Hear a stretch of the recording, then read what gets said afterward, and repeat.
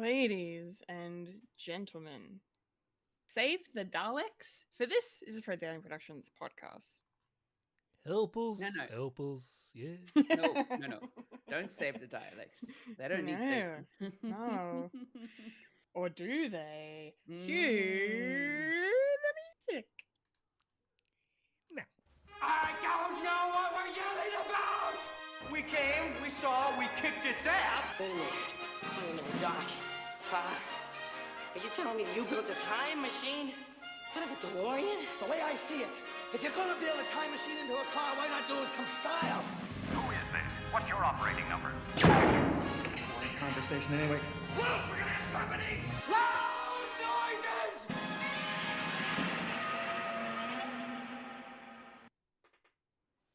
Hello.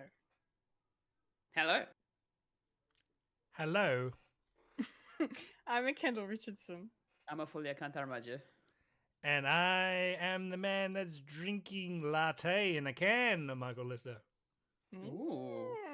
And you are now experiencing a podcast called Fred. Yes, experiencing it through the mediums of something that you've never tasted before. Milk in a can. Does it really work? Do you like it? Yeah. I got it from NQR because I'm trying to cut down on my energy drink taking, and I thought, I'll give this a go because it's can and it's Coffee. But it is pretty strong. Like my wife had some. My wife had some, and said it's very strong coffee. It's like, yeah, well, you've been drinking some decaf for a while, so yeah, just jumping at the bits, and I'm alive now. I just came back from work, and now I'm alive. I'm alive, and we're doing it live. We're doing it live. God damn it! Hell yeah. Speaking of doing it live, let's dive right in with the weekly watchings. Fulya, take it Yes. away. Hi. So it's been a while since I last actually mentioned what I've been watching. So I'm going to talk about some stuff that I've been watching in the past. So not just in the last week, but in the last few weeks. The first thing I want to mention, MasterChef as per usual. That's still going. I'm up to date. I finally caught up. Holy crap! I'm so glad. Which also leads me into the fact that I've also started watching Lego Masters, Grandmasters of the Galaxy. Let's go. And I'm also up to date on that. Let's go, Fulya. Yes. That is all I wanted to hear from you today. Yes. So you've made my dreams come true. Thank you. Cool. All right, I'm out. And that was a podcast called Fred. No. Alrighty. Lego Masters always is a great time. It's always so much fun to watch. I'm enjoying seeing the builds that have been coming out of Lego Masters so far. I think my favorite has been at the moment the which one was it? The one where they had to build in teams with the big flying contraption. Oh yeah, that was cool. That was actually quite fun. But I think the one that I always love seeing is the replicate challenge. Yeah. The replicate challenge is always a good one. Yeah. And this time it was, a Chinese restaurant, and they had to try and replicate something from that. It was really cool. I think which one was the really coolest one for me? I kind of liked the Lazy Susan build with the different small bits and pieces that were on it. That was actually really cool, and that was from the that was Norway. Yes. Yeah, that was the Norway team that made that. I really like that. And the fact that they were able to make all these, intricate sort of shapes, and that soy sauce bottle, like, come on, that looked so good. It was cool, yeah. I really like that. And I am astonished at how quickly Gabby and Owen were able to build that giant pillar. I didn't think they were going to pull it off. I really didn't. Neither did I. Oh man, that was amazing to watch. That was insane that they did that. Gabby was just in shock at Owen for going for the Yeah. biggest thing in the damn room. Made me laugh. Yeah. But you know, I'm also saddened to say that they didn't make it as far as I thought they would. It was so heartbreaking. Alex's face was me, Yeah. like at the end, just Yeah. that shock. But like, I Yeah. kind of saw it coming because of the way they marketed this episode. They were like, "And a shocking team will be eliminated." Yeah, You I don't kind of expect, and I was like, I okay. had a And then feeling. yeah, and then when I saw their build, I'm like, oh yeah, no, I think they're gonna. I think Mm. it's not gonna work. And then they're like, oh no, we've got it working. The mechanism's fine. It's all good. And then it fucking failed, and I'm like, well, they're out. Yeah, look, that particular build, as fun as it was to watch, I was definitely worried for them from the Yeah. get-go when they Yeah. mentioned they were only going to have one trap. One trap. Yeah, that was That big they were risk. really, you know, all their eggs in this one basket. And I'm like, "Ah, come on, guys, you could have at least had some backup tricks, you know, that would have kind of at least helped a little bit if that major part failed. And Yeah, then when it did, exactly. when it like it didn't even have the strength to lift Lift the car, no. the car. Not maybe it didn't even have the strength to even lift the arm, let alone the car. Just Yeah. with the sheer amount of bricks that they had to use, the mechanism just did not work in their favor, unfortunately.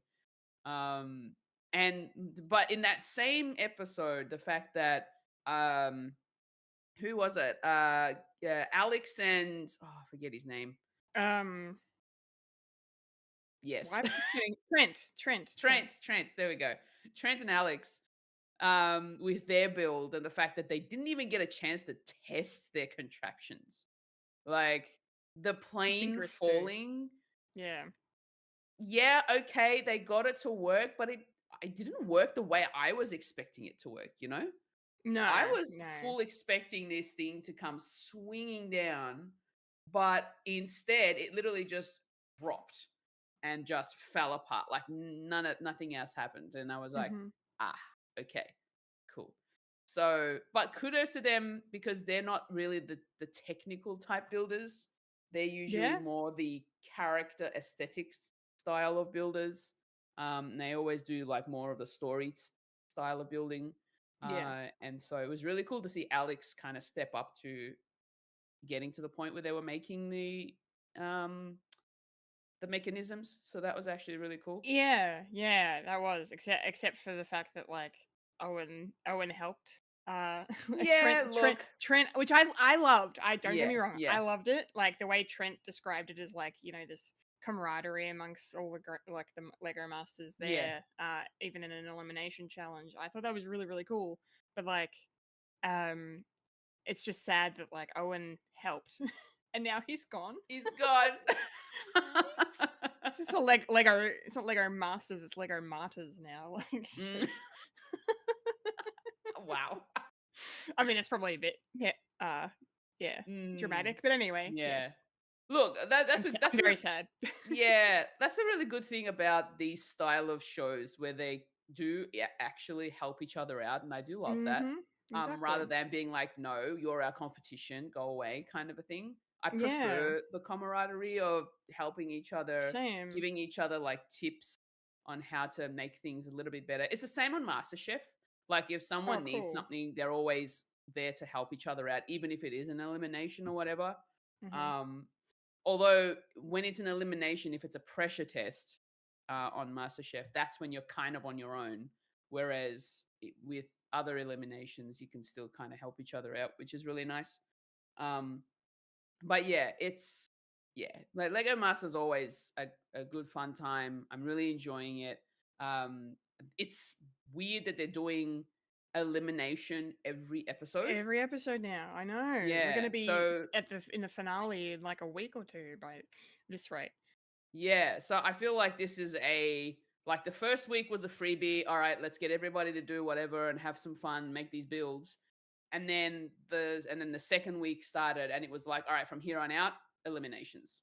So, and the fact that it's only 3 episodes per week means that this is going to be done in like a month in like total. two yeah. That's what I mean. It's going to be Yeah. over so fast, which I really don't like. Yeah. You know, because they made a big point at the beginning, being like, "This is the most teams we've ever had," Yeah, and they've had 10 they've got now 10 teams together, words. they're just Um rushing through it. yeah, I don't know why they're doing it like that, but I wish that they could extend it out a little bit longer. Yeah. But yeah, I don't know. There Oh must be well, a reason for it, but yeah. there must Maybe be. it might also just be the fact that it's because of the international the international teams, and so Yeah, that maybe. they're not here for that long when they're doing like the filming of it all. So that's Maybe. probably why, but I don't know. We'll find out later on. But the last thing I want to mention that I've watched, and this is I kind of watched this. Well, technically it was after opening weekend, but it was still that same. It was within the same week that it released, and that's the Lilo and Stitch live action movie. Oh, here we go. Yes. Okay. I still haven't watched either. And Yeah. I'm gonna when it comes on Disney Plus, the live action, I'm gonna watch both and do a comparison for you guys Right. Okay. on my thoughts. But fully If- I've heard that there's some changes in there that people are a bit upset with, so I'm Mm. curious to hear your spoiler-free thoughts. Ah, It's gonna be hard not to spoil it, Yeah. especially for you, Kendall. well, go ahead. I've had my time to watch it, and that's on me, I guess. So go ahead. Yeah. Say what you need to say. I will. Before I do start, I will say, Kendall, when you do get around to watching it, like both of them, start with the animated one first before going Oh, into yeah. the live action. No brainer. Of course. So the live action, look, out of all of the Disney live actions, this is probably the better one. Probably Okay. one of the best ones, in my opinion. I don't know about everybody else. This is just me. I like the way it all looks. Stitch looks awesome. I love that Stitch it looks as lifelike as they could get him, but also very fluffy, and just adorable. They kept the teeth shape the same, which I was really worried about because considering he's like an alien and stuff, how do you make the cartoon version of that into real life? I love the way that his teeth are just like rounded, and so it just makes him even more cuter. And yeah, it was also really cool that they had the same voice actor come back from the animated movie to the live action for the voice of Stitch. So that was really cool. It wasn't a one-to-one replication of the film, so that's not a bad thing. And I like most of the time I prefer it that way sometimes because I like when they tell their own kind of story. But it was still whatever the story is in the actual movie, but just told in a slightly different way. There's like a few tweaks here and there. The one thing that I'm not happy about, and this is probably the biggest thing from the movie, they've cut out a whole character. Ah. They don't have Captain Gantu in the movie. He's kind of what gives the comic relief, the comedy relief of it. But instead of having him as being the bad guy, they made Jumba the bad guy, and I don't like that. Not to mention the fact that I don't like the fact that it's Zach Galifianakis voicing him. I'm sorry.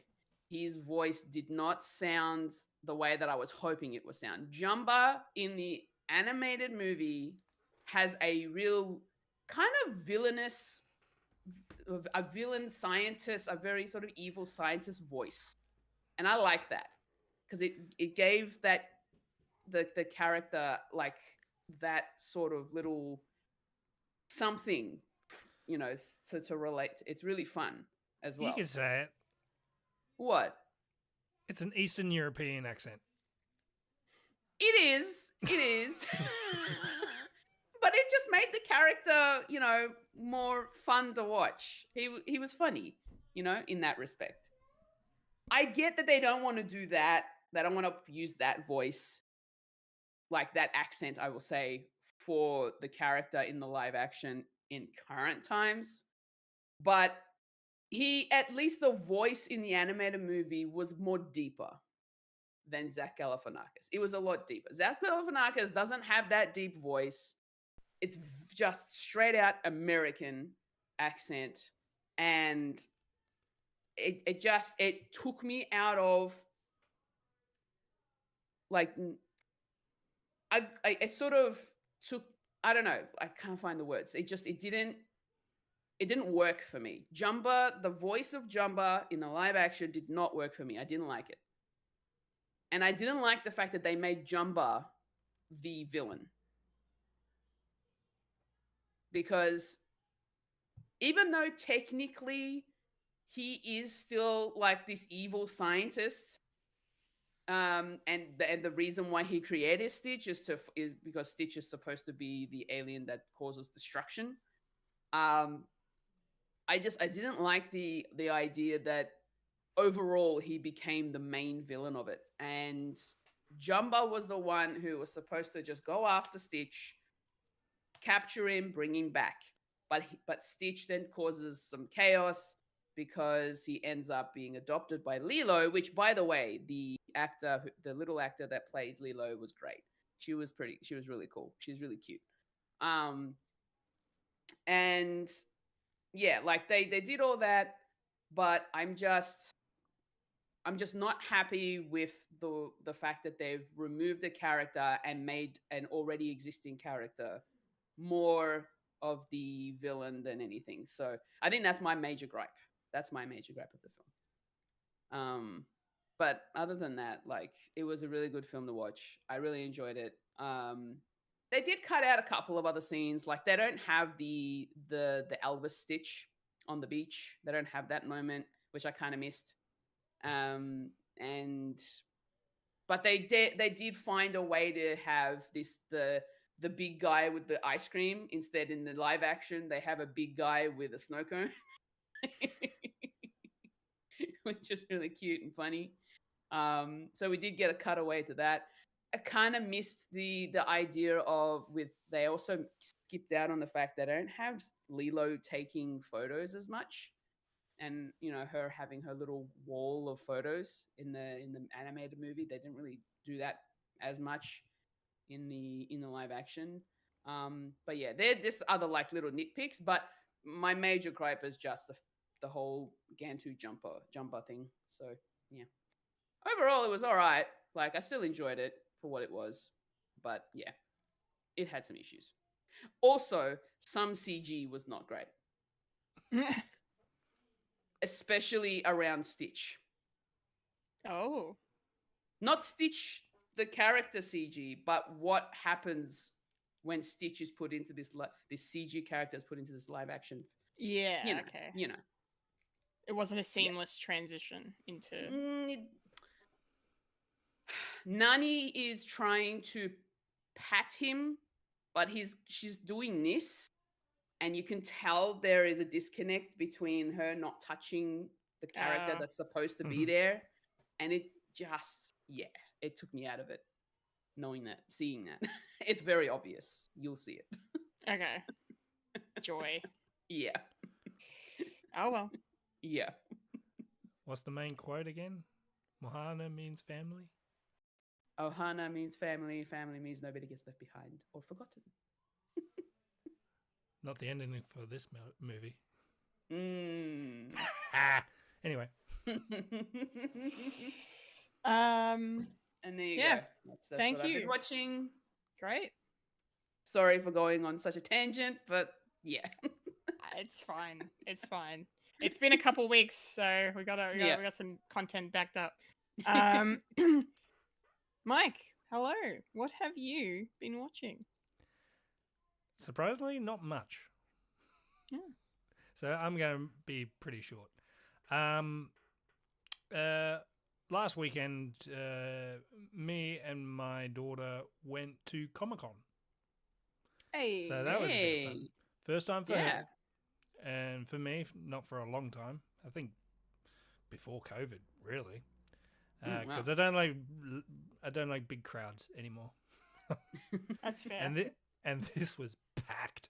Mm. My sister and her family wanted to go because her daughter wanted to go for the first time, and my sister asked me, "Hey, do you want to come?" Because I've never really been to a expo before. It's like, yeah, sure, I can show you what's going on with my vague memory of what's happening. Yeah, and it was a blast for the whole family, and we've said we want to do this like an annual thing. And I thought, that's cool because there's also Supernova as well, and also Bendigo has a I think Comic Con. you do, yeah. I think there Expo. is. Yeah. Not this year, but it's going to be next year. So Mm. apparently. Yeah, so that was a bit of fun. Me and my daughter dressed up. She was a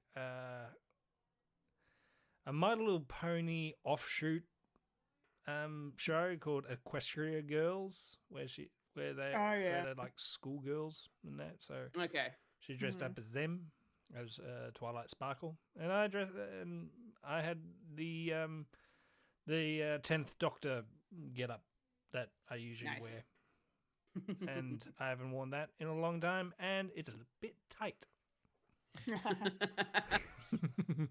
Yeah. It's like it is okay. At least I got some photos for people. It's like, hey, can I?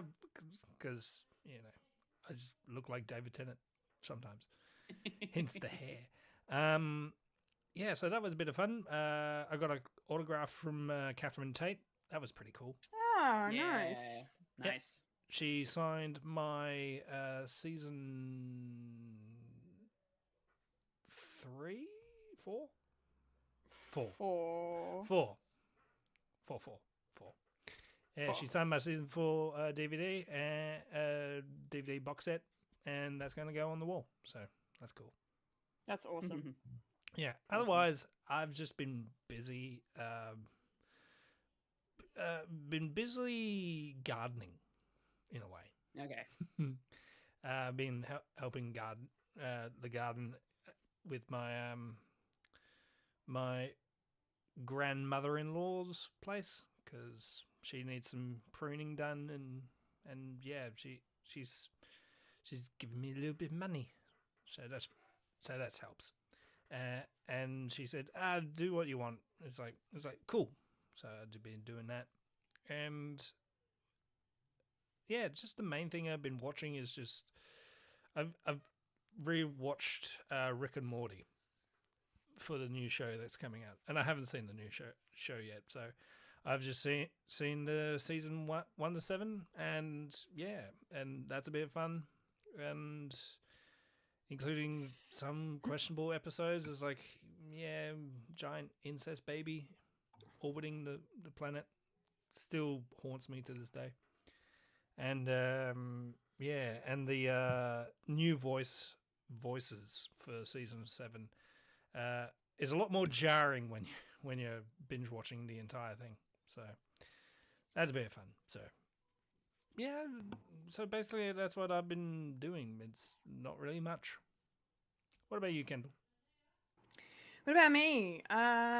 Yes. Well, I've been watching a lot of stuff over the last couple of weeks, rewatching a few things, but I'm not really gonna talk about them. I want to talk about the stuff that that was new to me, and I'll start with Lego Masters because I have a tiny bit that I just want to give my thoughts on, and I kind of agree with pretty much everything Fulya said anyway. Like, I don't like the fact that we're getting an elimination almost every episode now, or basically every episode now. That's a bit shit because I'm like, this is my comfort show and I want it to go on as long as possible.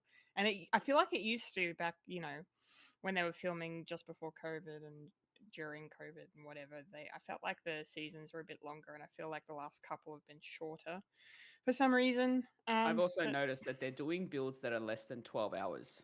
A lot of every single build, I swear, this season so far like has between been 8 to 12 hours. Yeah. Yeah, I just 9 hours in particular is the magic number I keep noticing. Like, oh, okay, yeah. So they're short builds, but like you said, Fulya, there's some good builds in there. There's been some really cool things. Like I really enjoyed the above below challenge where they had the different that was cool. civilizations with the monsters underneath. That was fun. And whatever lurks below, yeah. Yeah, that was cool. And yeah, I love the replicate as well. It's always a joy to see Sophie Monk. Their special surprise mystery guest every season. I'm sorry. I'm starting to get sick of her. You think the They've joke is overdone it. outstayed? Yeah, they've fair overdone call. it. Yeah. Fair call. I did love how she only spotted 2 out of the 10 teams at the time. Yeah.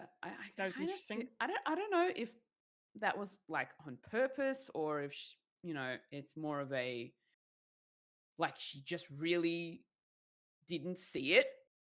I don't know. Some of Yeah. them, like, I can understand some of them why she would miss some of them, but then the things that she thought were Lego, I was like, that's definitely not Lego, Sophie. Do you need glasses? Have you been to Yeah. Specsavers? Yeah. You know?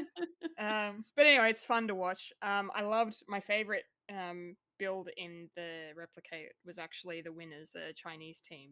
Those lobsters.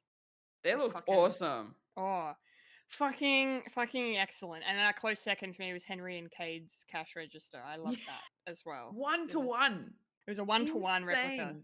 It was yeah. Yeah, it was really, really cool. Yeah, so it's been a good season. I even I don't know why, but when the New Zealand team got eliminated, I cried a little bit because I'm like, Aw. I just love those their energy. Those 2 Yeah, ladies, like they just same. bring such wholesome goodness Yeah, they really to the did. show. And Yeah, they and made they up had our some. they made up our 4 teams of the oceanic side of the team. Yeah, and they had some We good only had builds. 3 and Aussie teams, yeah.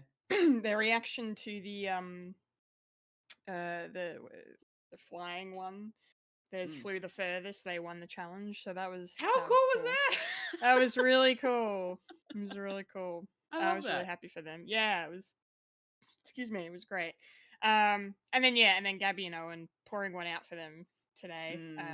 Now that I've caught, I actually only watched the episode a few hours ago, so because I've been busy. But yeah, I was just like, oh, they're my favorite team, and even though, like I said, I saw their elimination coming from a mile away, I still cried, especially because like some of the other team members, like in the amongst the masters, they were all crying, like so many of them, and I'm just like and then but I loved Owen's little remark of like, I've never done this before, I've never been eliminated, and like, okay, flex, all right. I will Yeah. say though, Mm-hmm. I have a sneaky suspicion there's going to be an episode where it's more of a trying to get back in kind of an episode.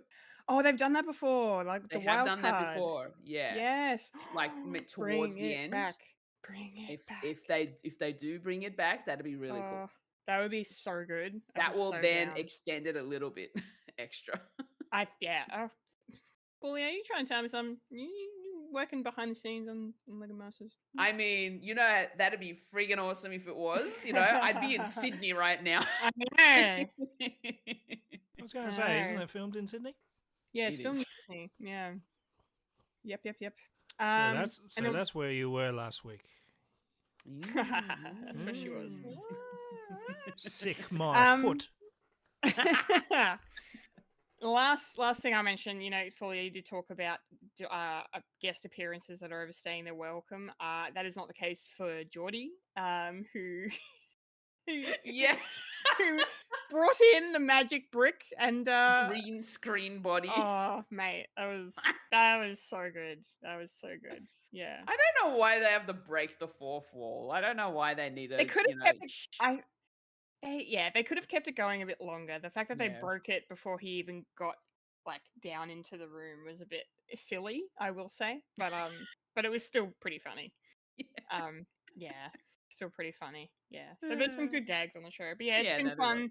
It's been fun to be back in Lego Masters World, and now that Gabby and Owen are out, I have to find a new team to barrack for. One of the other 2 Aussies that are still there. I guess is David and G and Henry and Cade. So Hey, look, Henry and Cade were the season 1 winners. They were, but they haven't been on their game so far. I will say. Yeah. They've had some good builds, sure, but on the whole, they've definitely Yeah. not been as good as they once were. So And Henry and G just need to step it up that little bit more. yes, they do. Yes, I love G. I love G's reactions. yeah. He's still the same. He I still love hasn't that he changed. loves cats. I know. My God, when the New Zealand team brought him in, I'm like, can you just test the cuteness of our cat The toys cats, over yeah. here? Oh, that was great.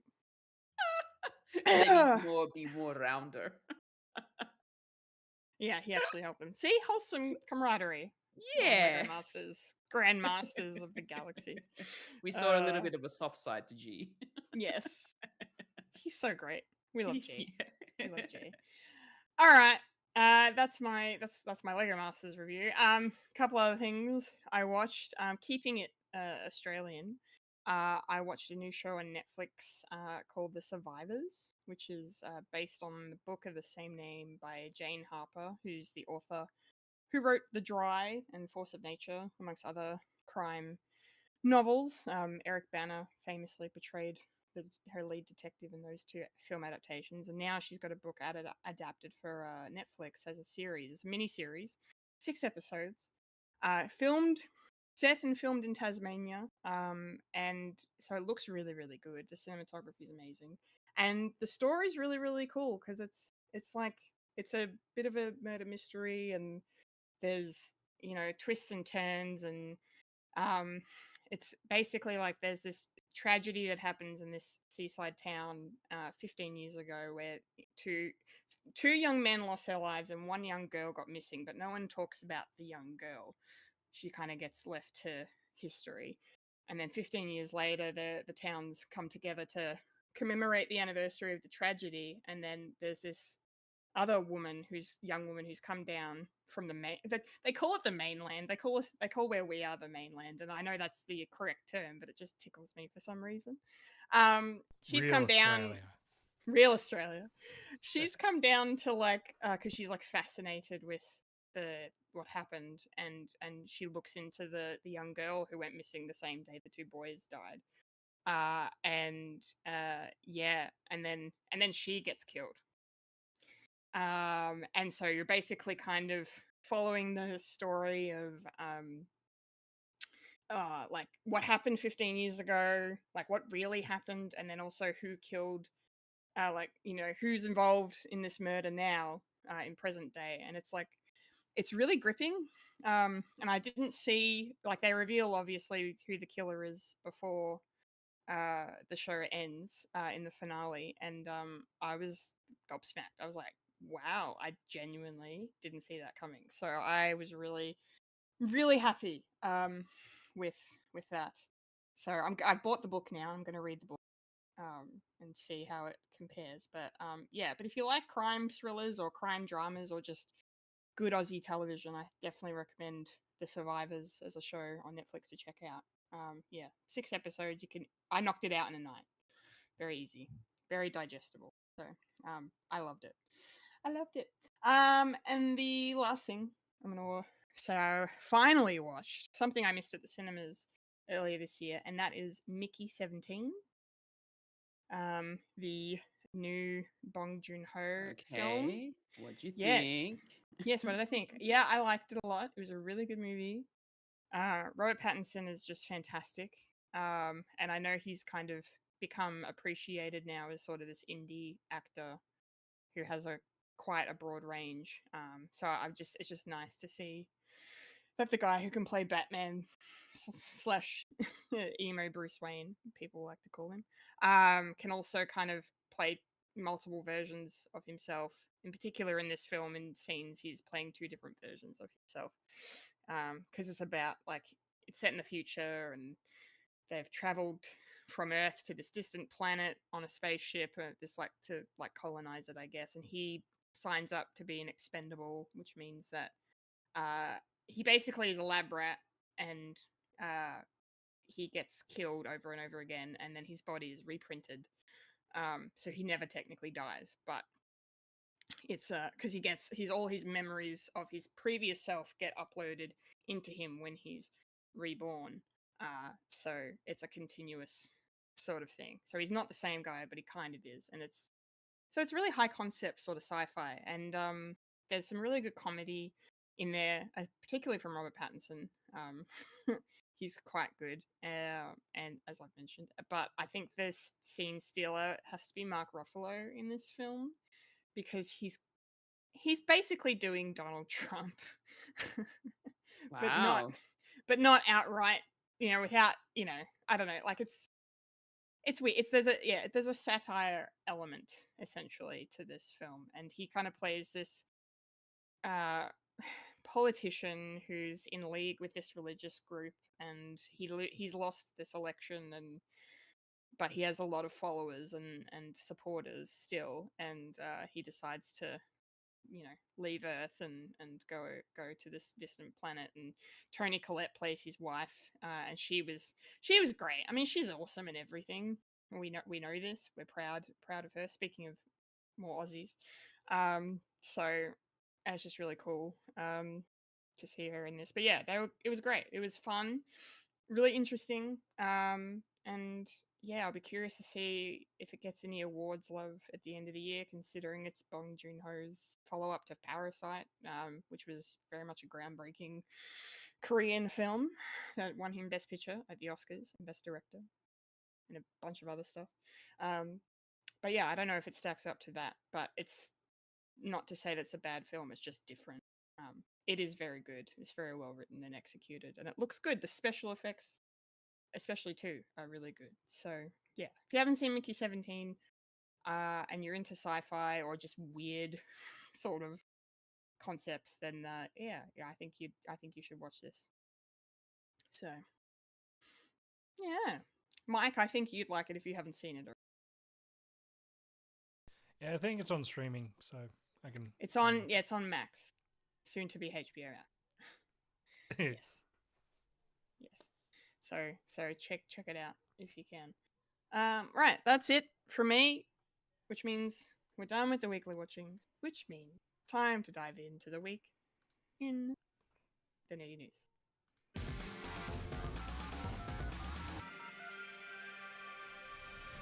This is the news in nerdy news. The nerds that talk about the nerdy news. That is us who talk about the news that is nerdy. And now the queen of nerdydom, the hostess with mostest, Kendall Richardson. Take it away, Kendall.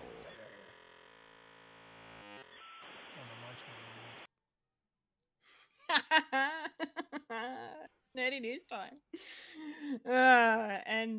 Yeah, we got we have some things to talk about. Yeah, of course we do. It's a segment, Kendall. Starting, can you tell I've been off for a couple of weeks? Starting with some sad news. Unfortunately, well, we lost Brian Wilson this week. The creative genius behind the Beach Boys, lead singer, songwriter, music pioneer, passed away this week at the age of 82 following illness that I think may or may not have been some form of dementia. Yeah, very sad to see this, but yeah, to see the tributes come out for him this week was really great, just because it shows just how much of an impact he and his family and the Beach Boys had upon the world of music. I mean, like, I was reading an article about him before, and then just going through like all of the songs that he wrote, and that they put out. Like, you've got freaking Surfing USA was their big breakthrough hit. You got Surfer Girl, Fun Fun Fun, I Get Around, Help Me Rhonda, California Girl, Good Vibrations, and Wouldn't It Be Nice? Like, the album Pet Sounds came out in 1966 and is still to this day, 60 years almost later, in constantly mentioned in like best albums of all time lists. So yeah, they kind of changed American pop music. Like, the Beatles were doing what they were doing in the 60s, and then in America you had the Beach Boys bringing their sounds. And yeah, we all know their music, and I think things might have been a little bit different on the musical landscape, especially in the US, without Brian Wilson. So yeah, just wanted to pay respects and tribute to him today, and he's just musical genius, musical legend, and icon. He'll be missed, and certainly. Mike, did you have anything you wanted to mention about Brian Wilson? Are you a Beach Boys fan at all?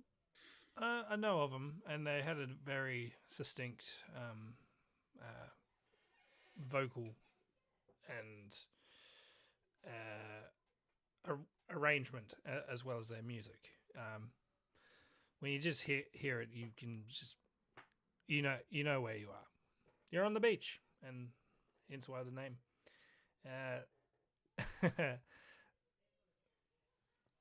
Beach bum, as it were. You can always tell. And yeah, he was touring like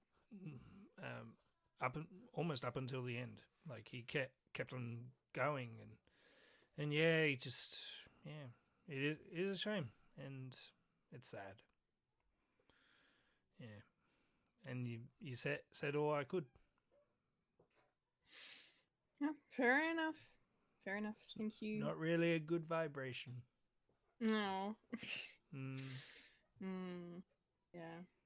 Oh, dear. But of course, if it weren't for them, we wouldn't have the good guys. Yeah. Yeah, except, someone I found out, I can't remember who it was. Someone told me that they knew someone who thought that song was original to the Good Guys, like it wasn't taken from the Beach Boys. I'm like, oh, come on. There's stupid people everywhere. You can't blame them. Yeah. Well, I always thought that the Cadbury chocolate, wouldn't it be nice if the world was Cadbury? Yeah, that's iconic.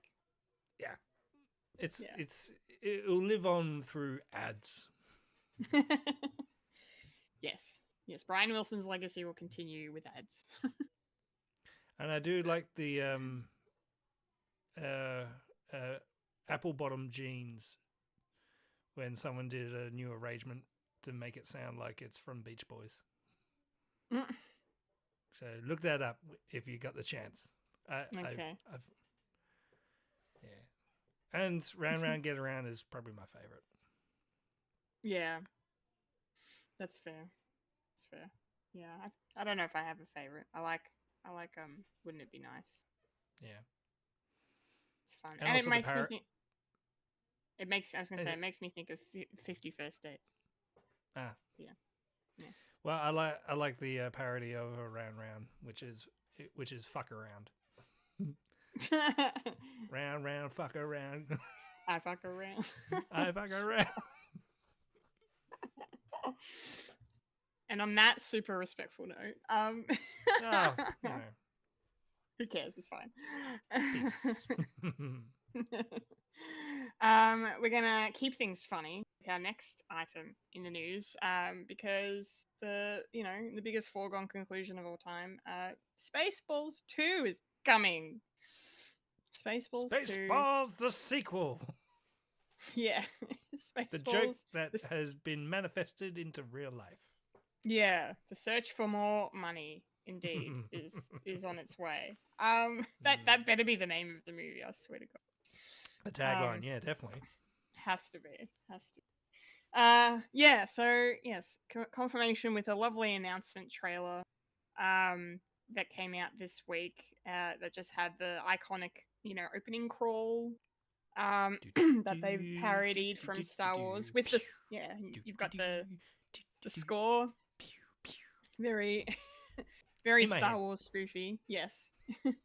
And I just loved this opening crawl. I was actually in hysterics laughing by the end because it was just, in 38 years, there's been 3 Star Wars prequels, 3 Star Wars sequels, prequel to the sequel to the prequel, TV spin-offs. Oh, like it's just making fun of the way franchise culture and filmmaking has gone, and then talking about how there's like 36 MCU movies, 2 versions of Robert Downey Jr. They're even including future films yet to come, which I thought was funny. And then they were like, DC failed attempt 1, DC failed attempt 2. The more it went on, I was just I was laughing so much. I thought that's perfect. And then the tease announcement ends with the one and only Mel Brooks, who will be 99 years old in like 2 weeks from now. Good on you, Mel. Yeah, a little video from him saying, the Schwartz, may the Schwartz be with you, and we listened to the fans, but then we made this instead. But we're doing it anyway. Yeah, that was really funny. Yeah, so yeah, really cool. They've also confirmed already that Rick Moranis will be reprising his role as Dark Helmet, which how could he not? Coming out of Thankfully, retirement just for this. Yeah, well, he apparently had already come out of retirement for an upcoming Honey, I Shrunk the Whatever film or series that's in the works at Disney, but I don't know where that is in terms of its development. But that he has already come out of retirement, just to be clear. But what I was going to say is it's a good timing. He's already out, and now he's going to be Dark Helmet again. And Mel Brooks has said that basically wouldn't have made this movie if Rick wasn't reprising the role. So the fact that they've gotten that to happen is fantastic. Bill Pullman is also returning as Lone Star, which is great. And there are also reports that Lewis, Bill's son, who we most recently saw in Thunderbolts, will be joining the movie as well. So as Sentry. I can't wait to see. I can't wait to see the two Pullman in a film together. That's going to be fun. Daphne Zuniga, who played Princess Vesper in the original, is expected to return as well. So yeah, it's all very exciting. And I can't wait to watch this. I need to rewatch Spaceballs. It's been a few years since I watched it. But I'll definitely be rewatching number 1 before I dive into it. So yeah, so Josh Gad's co-writing it with Mel Brooks. Mel Brooks is going to be in the film as well, reprising his role of what did he call him? Yogurt. Yogurt, his version of Yoda. The great and powerful Yogurt. Yeah. Kiki Palmer is also going to be joining. So she's very funny. So I can't wait to see her in this world. So yeah, I'm hyped for Spaceballs 2.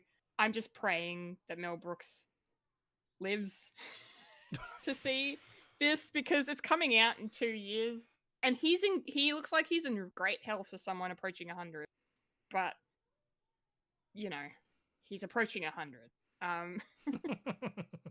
So I'm just praying. I'm touching all the fucking wood. Yeah, all the wood right now. Yes, I'm sure it'll be fine. But yeah, can't wait. 2027. The search for more money begins. Fulya, hello. Are you excited about all of the Spaceballs 2 news and announcements? Have you seen the original film? I have not seen Spaceballs. That's all right. Do you know who Mel Brooks is? I've watched Robin Hood Men in Tights. Come on.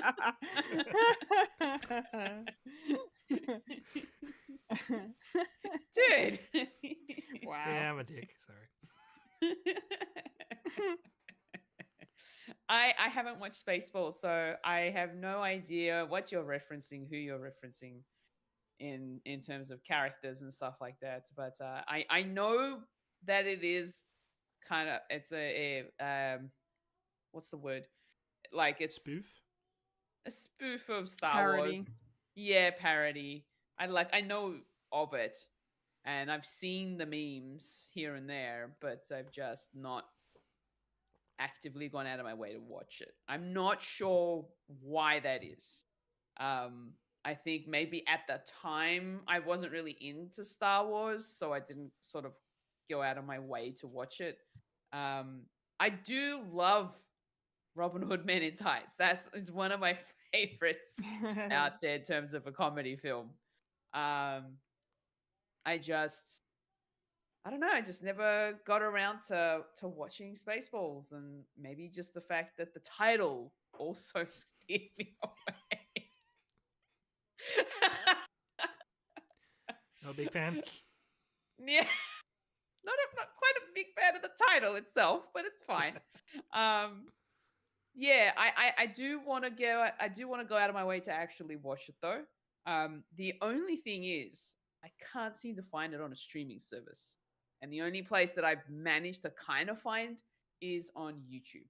Um, and I don't know how much I trust YouTube channels posting full versions of films. Because of Yeah. copyright and all that sort of stuff. So Okay. I've tried looking at whatever streaming service I have. Like I've tried Prime Video, have Max, I've tried Stan. I couldn't find it. So it's nowhere to be found on a streaming service, unfortunately. So if I can't watch the YouTube version, if the YouTube version isn't the greatest, I might have to try and maybe buy the DVD somehow. So we shall see. Yeah, I think it's available at work. I think we have it on Blu-ray. Yeah. Okay. Yeah. Yeah, It's I only think 30 that might bucks. be my it might be my best option, to be honest, to actually just buy it on DVD. So Yeah. yeah, yeah, $13. It's not so bad. That's pretty good for a Blu-ray. It's not so bad. Yeah, so I might just buy the Blu-ray if I've got it at work and watch it that way before the new one comes out. But I've still got plenty of time for that. Nice. Yeah. Nice. Cool. Mike, your thoughts on Spaceballs 2? I'm guessing you're pretty excited for this one. I was a bit hesitant because, making sequels of well-known comedies, always a hit and miss. Like Anchorman 2 was okay, but it didn't really live up to like the previous. And also, they sort of did something similar with History of the World, Part 2, but I kind of like the fact that they, instead of doing like a movie, they made it into a series, and it was a lot more like horrible histories in a way. Like my favorite like sort of segment in that is the Jackass guys doing a reenactment of the assassination of Rasputin, which was pretty fun. if you know the story behind that, it took a lot to kill that bastard. And so it's like, hi, I'm Rasputin, and this is the assassination of me. So that's a bit of fun. I need to watch that. Yeah. Yeah, I think it's on. Is it Disney Plus? Street. No, I think it is Amazon. Oh, it's on Amazon. Okay. Double check that, please. Jamie, double check that. Yeah, never mind. Yeah, and when I saw the sort of little, what would you call it? Like pitch idea thing. It definitely had the right tongue in cheek of what this movie is going to be.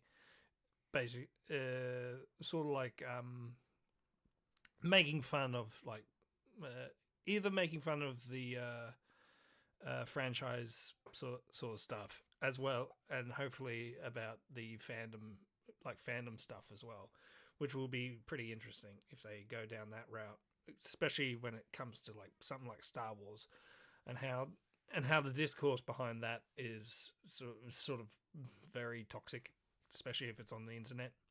So who knows what's going to happen there? And it's not just Star Wars.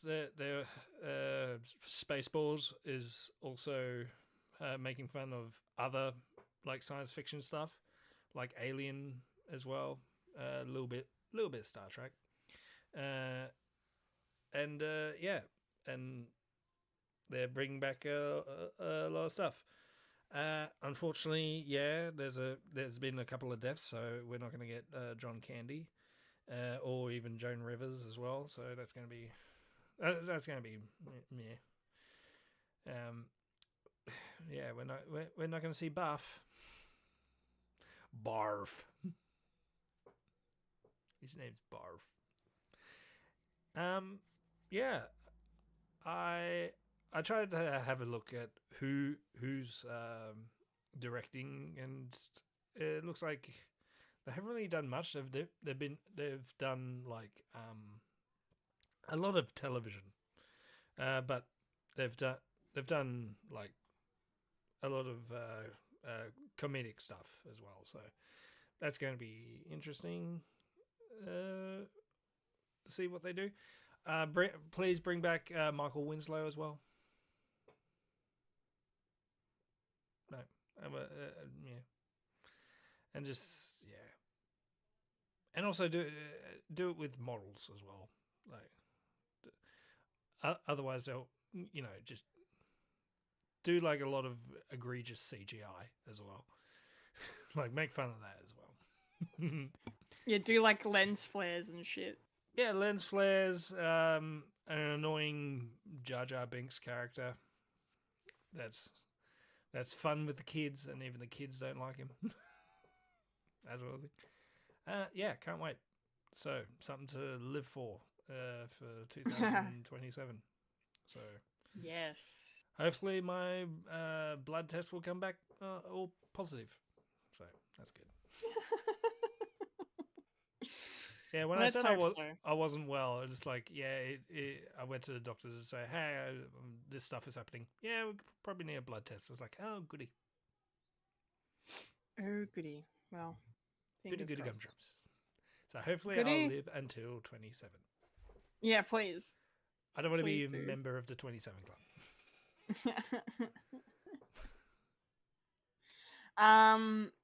Yes, I checked Disney Plus. It is on Disney Plus. Oh, it is on History of Disney the World Plus. Part 2, the series, yes. It's probably Hulu, maybe. I don't know. Yes, it is a Hulu show, yeah. But that doesn't mean Yeah. necessarily it's on Disney Plus in Australia, but it happens to be. Because we're Yes. special. We are special. That is true. Anyway, speaking of special, maybe. I'm just, grasping at segues.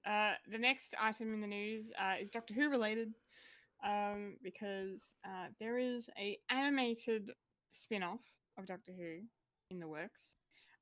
Is going to be broadcast on the BBC Kids channel, CBeebies, in the UK.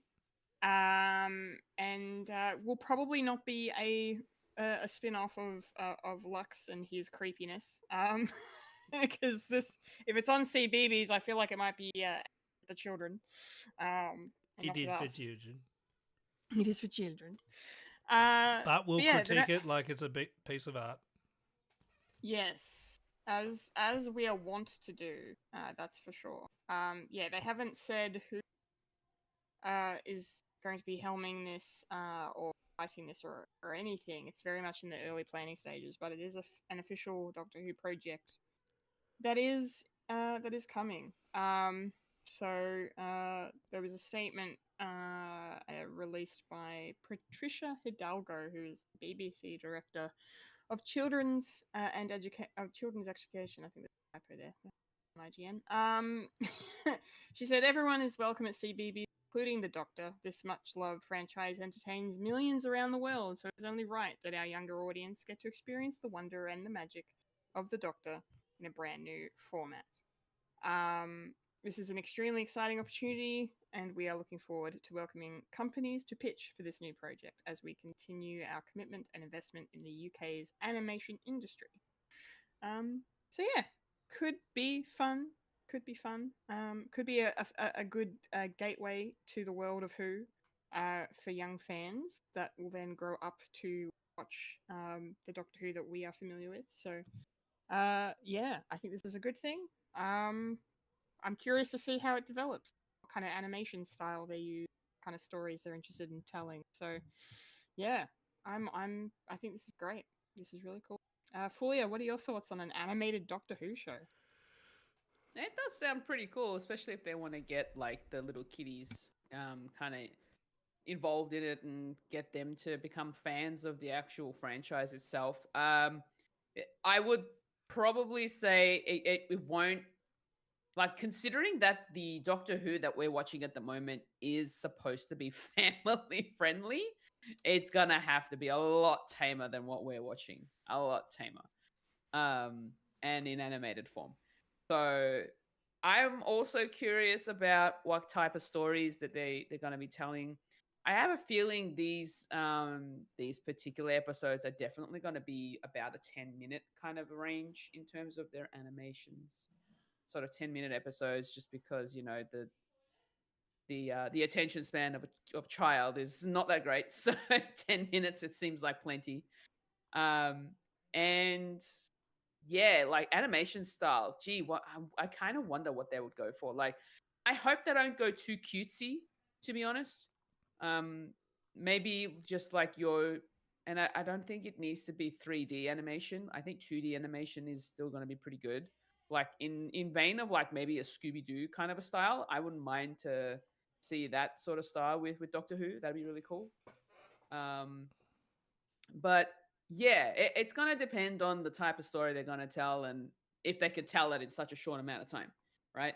And then we can see where they go with that. I'm also wondering whether they're going to actually bring in like different doctors that we've already seen so far into animated form. So that'll be interesting whether they're going to do the whole, all right, here is, 10 episodes of this animated Doctor Who with one particular doctor and then regenerates into the next whatever doctor. So that'll be interesting to see how they do that, because especially with children, I don't know if they understand the concept of like a continued story in a show. Because a lot of the times whenever they're watching something, a lot of animated shows, the episodes are their own single stories. They don't really sort of add up together to an overarching story by the end of it.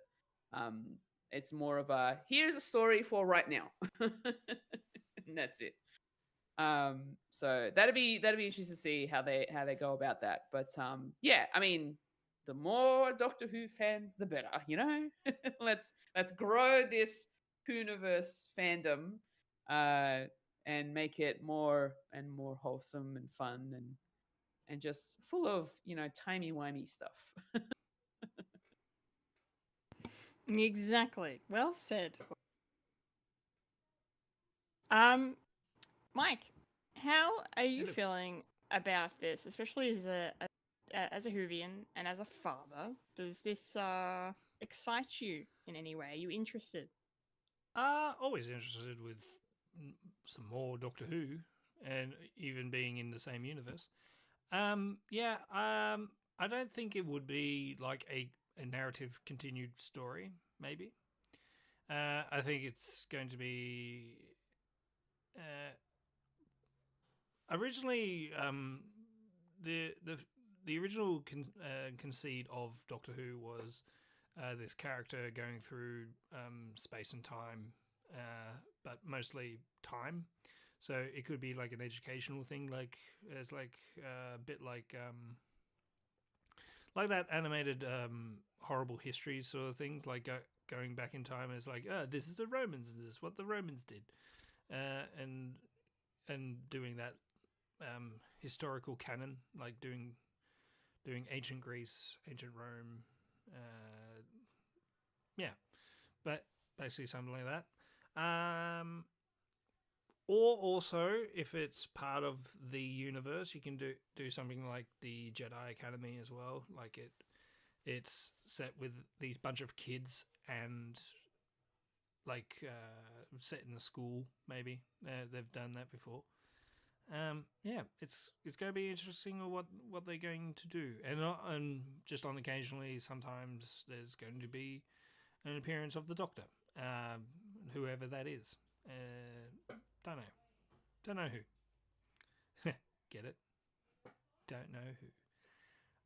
Yeah, and it's going to be interesting on where this is going to be, but it's probably going to be on the BBC, on the CBBBs.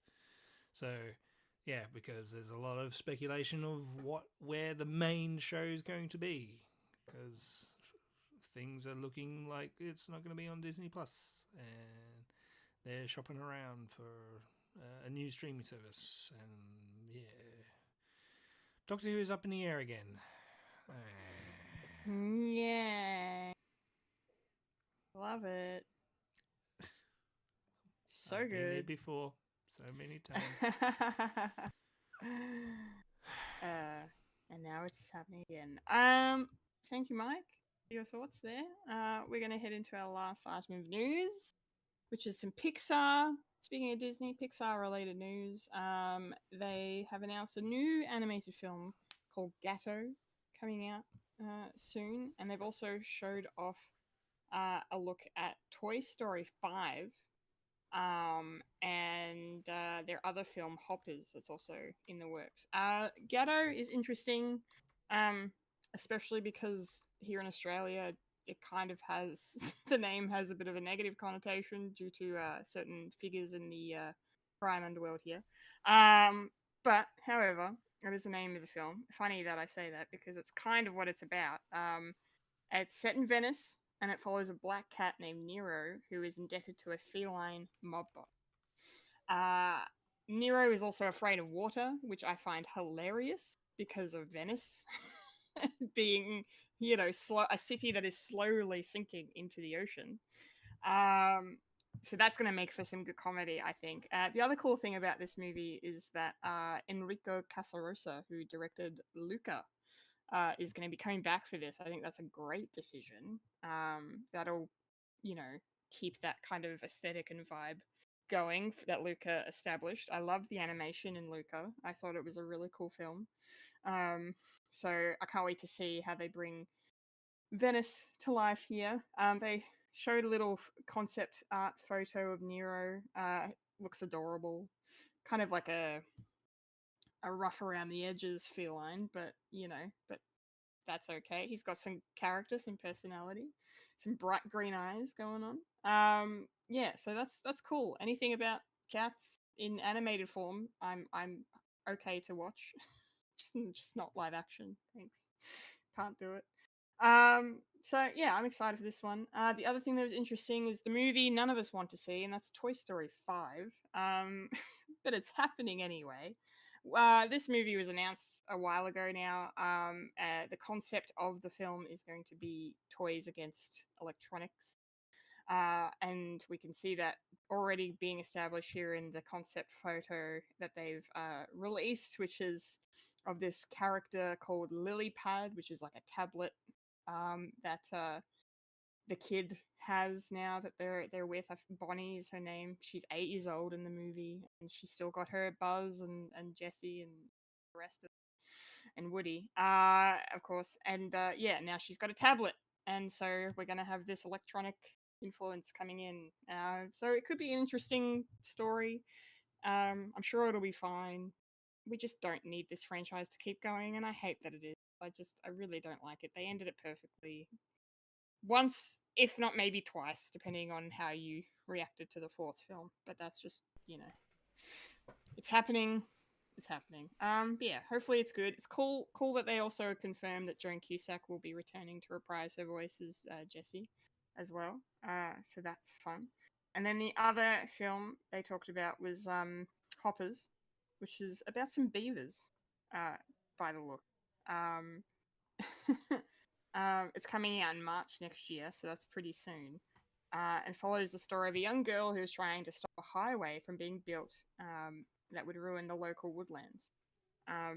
So yeah, John Hamm's going to be doing a voice in that, so is Bobby Moynihan as well.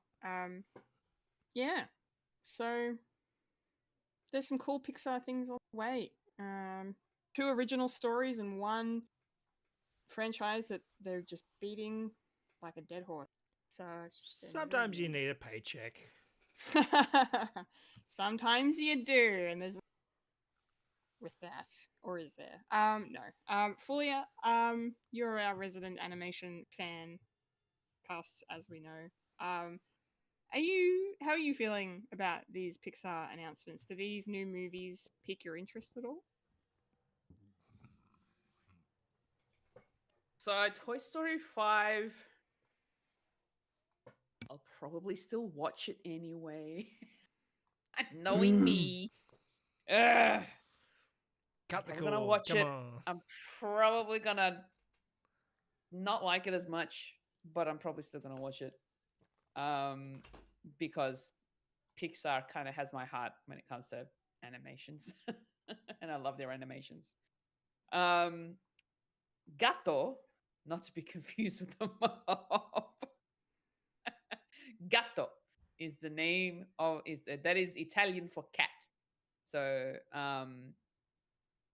Gatto looks like the animation style from the images we got to see. Image. It actually looks really interesting. I kind of like the look of it in terms of its animation style. And Nero, the name of the cat, Nero actually means black in Italian. So it kind of, I suppose, very obvious to name a black cat black. Black. But Nero sounds nicer, I think, in Italian. So it looks like it's gonna be really cool. I love it when Pixar ends up creating their own sort of like stories that we haven't really seen much of. Sometimes having stories, repeatedly overused or anything that's similar in the way of the storytelling does get a little annoying at times. But if the animation style is, from what we've seen in the image, is anything to go by, I think we're going to be in for a good time for that one. And maybe with some emotion, because I know that Pixar loves hitting the adults in the feels whenever it comes to their animated movies. Just like Turning Red and Toy Story. I think it was, what is it, 3? The one with is 3 the one with Lotso? Yeah, number 3. Yeah. So we'll see how that goes. Inside Out is another one that also hits people in the feels as well. So yeah, I'm really looking forward to watching Gatto. That's going to be good fun. And I don't think I really looked into hoppers. So I don't know. Once we get some once we get some trailers, that's when I'll sort of make up my mind about whether or not I'm going to be watching some of these things. But granted, knowing me, I'm probably going to watch them anyway. So, so we'll see how we go. But yeah, no. I love hearing about new animated movies, and I look forward to seeing them hopefully soon. Nice. Thank you, Fulya, and thank you for explaining a bit more the Italian language regarding the movie Gatto. So I'm not Italian. Let me just put this out there, but I did study the language at high school, so I had to pronounce it properly.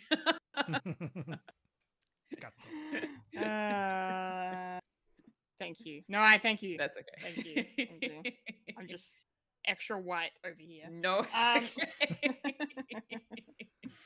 I studied French, okay? So if it had been in French, the cat would have been named Noir, and the movie probably would have been called Le Chat Noir, So yeah, probably.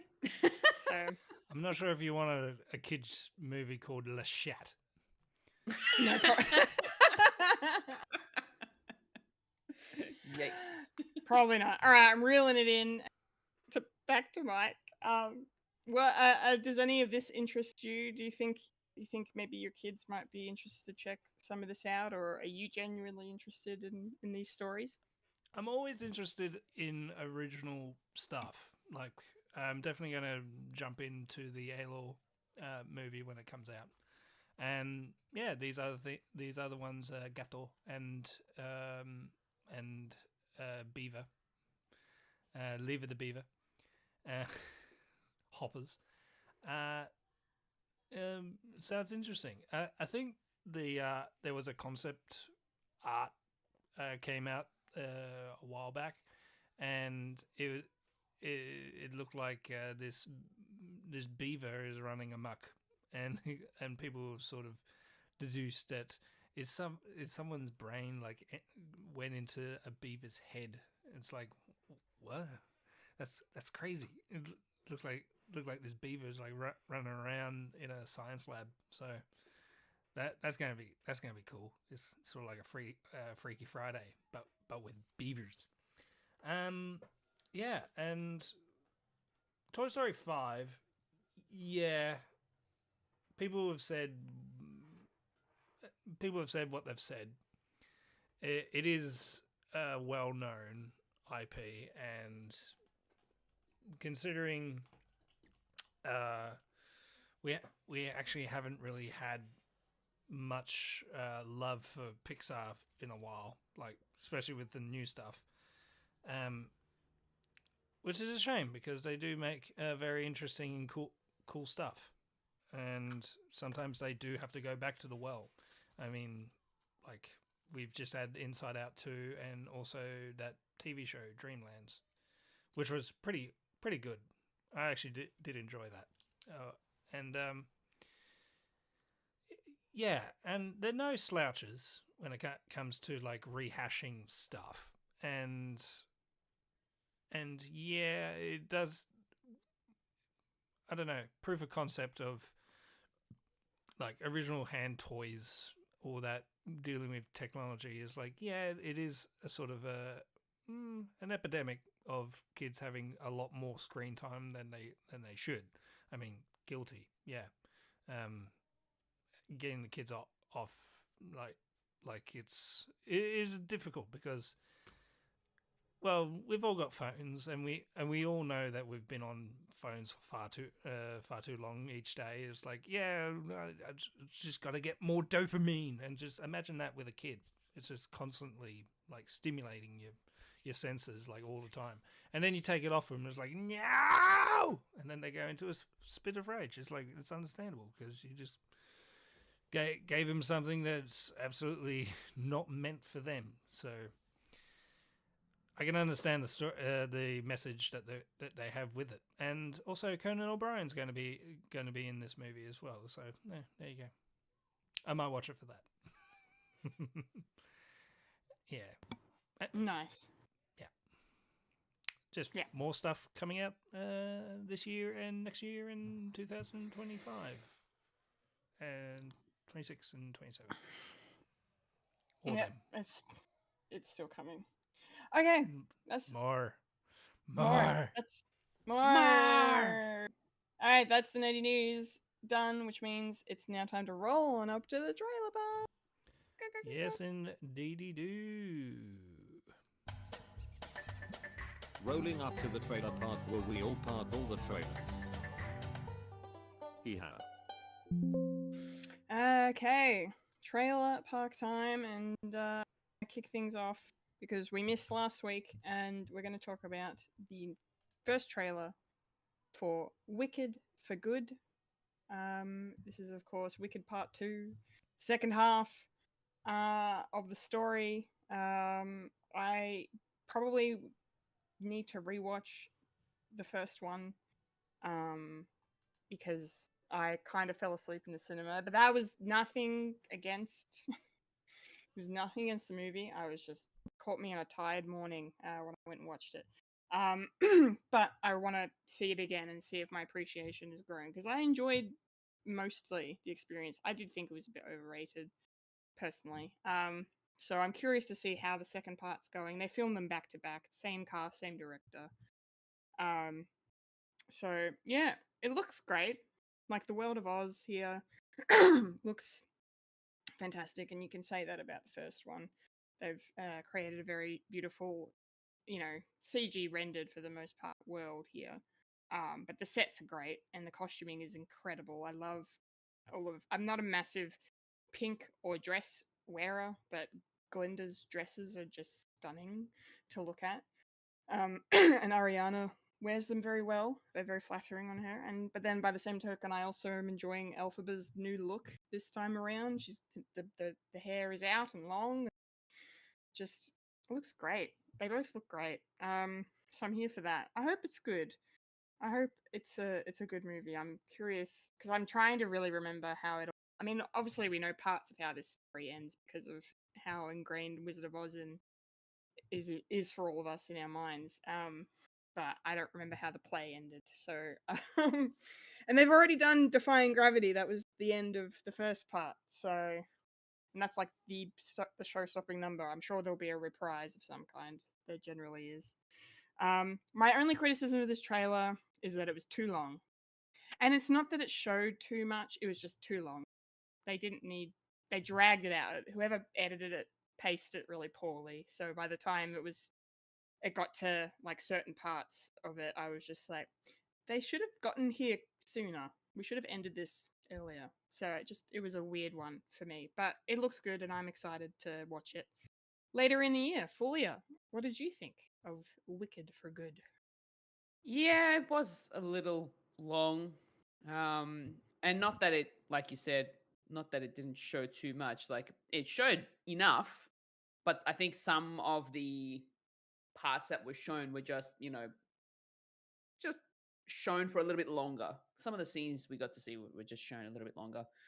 Um, yeah, look, it looks like it's going to be interesting. I feel like I might be the only one that saw Wicked the most recently, and when I say most recently, like it was last year.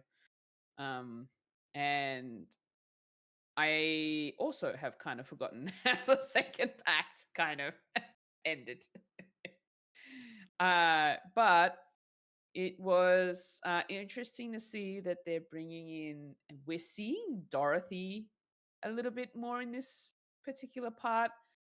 And from what I remember from the actual musical itself, it didn't show too much of Dorothy or at all, to be fair.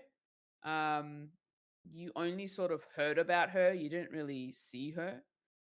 I think, but I think you may have seen her like maybe once or twice, but you never get to see like the full Dorothy. It's more like in the background kind of a situation.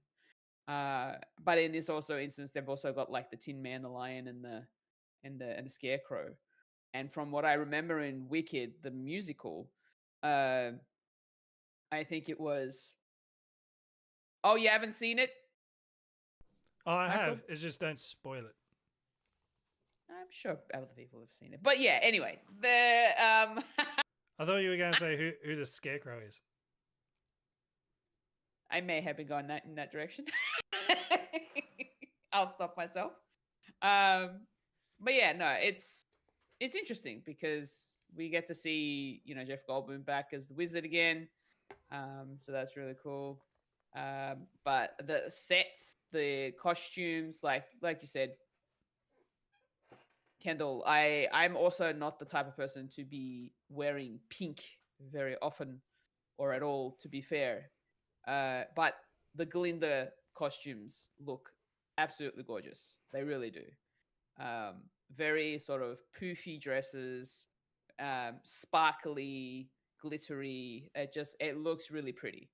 I like that we got a shot of her putting on her tiara, her crown. I'm kind of wondering how that all sort of comes together. And yeah, no, I think we're now getting into the nitty gritty of the story that most of us know if we've seen the actual stage production. And I'm looking forward to how they pull it off in movie form. So that'll be fun. Nice. I forgot that did they reveal who all the trio are?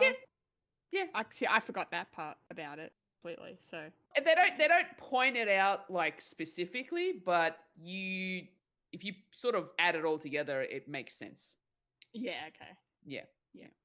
nice. Well, thank you, Mike. I can't remember if you said. Did you just say you saw the first part of this, or you saw just the stage show? I've seen both. You've seen both.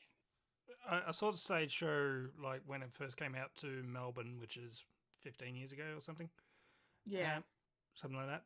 And yeah, I remember vaguely bits and pieces of it. And yeah, and I saw the first one a coincidentally on New Year's Eve. So that was a bit of fun. Yeah, I do enjoy it. The second one is going to be a lot more going to be parallel with the Wizard of Oz story that we know. It kind of like what in the show was not necessarily having Dorothy on stage. It's more like you just missed her. She's just doing her thing, and then it's what's happening in the background with Glinda and Elphaba. And yeah, and we get to find out in this iteration who people are within the canon of the Wizard of Oz story, like the trio, and also what happens to other people as well. Where do the ruby slippers come from? I wonder. Spoilers. And yeah, I'm the same. I don't really wear pink that often, which coincidentally doesn't happen today, which is weird. Weird coincidence. Yes, Amazing. Michael. Amazing. Great for an audio podcast. It was the last I have a pink singlet on. It was the last singlet, and I'm cold. That's fair. I always That's break fine. out the singlets when it's cold. Yeah. And I bought So do I. I bought it like ages ago when my daughter and I were going clothes shopping. It's like I need some singlets. It's like, you think this singlet looks nice? That one. And she likes pink. Obviously, she was 4, and it's like, I want that one. So okay, I'll wear that one. And it's for a good cause. It was I think it was for breast cancer or something like. Oh, that's cool. Whatever money goes towards that. Yeah. Yeah, so that's a bit of fun. Yeah, I can't wait to watch this as well. I'll probably have to rewatch it. Do we really need to rewatch it? Yeah, I'll probably rewatch it before it comes out. Yeah, so follow the Yellow Brick Road. When is this coming out? So, Wicked for Good will be in theatres on the 20th of November. Yay! Yay! November. Our second trailer is one that I'm very excited to see because it's directed by Ari Aster, and that is, of course, Eddington.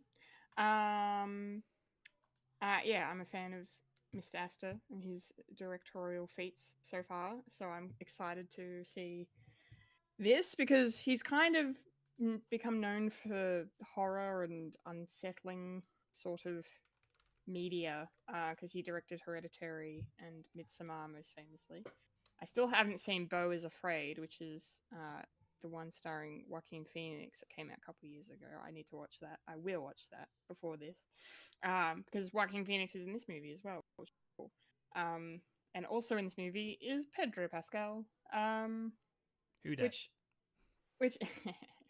Which brings me to the point of, I can't remember who I said it to. I was like, he's in everything now. And then I literally read like last week. I can't remember which person of. I might have been Craig Mazin, the creator of Last of Us TV show, the showrunner, who said something to the effect of like, as a response to spoilers for Last of Us, obviously Pedro's character Joel being killed off. Now he's not going to be in the show anymore, and Craig said something to the effect of, he's in literally everything else.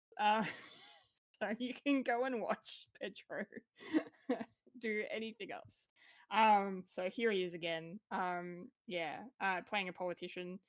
So there's a political element here. They're calling it a modern Western as well, and I don't usually like Western very much, but it doesn't really feel like a typical Western film to me here. But I guess the setting, the location kind of denotes the Western genre a little bit.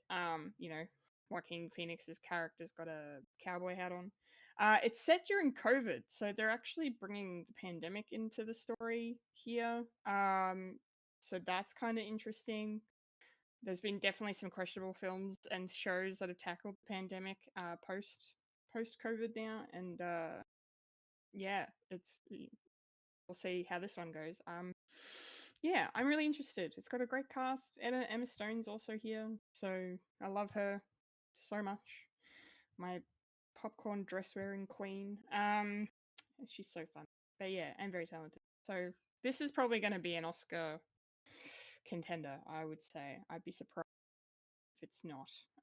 But yeah, I don't really know too much what it's about. It just seems like two political rivals putting on an election during a pandemic, and the bitter fallout of that, because it looks like it's heading to some intense places. So I look forward to watching this. This was a cool trailer. So bring on Eddington for me, I'd say. I feel like Fulya is going to say the opposite if I know Fulya. I feel like I just got the eyebrow without getting the then. That was great. Fulya, what did you think of Eddington?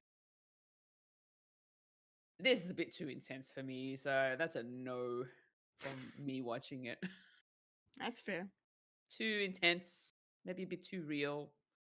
Even though we Yeah. didn't really kind of live through the American version of what the pandemic was, but it was still pretty bad for us anyway.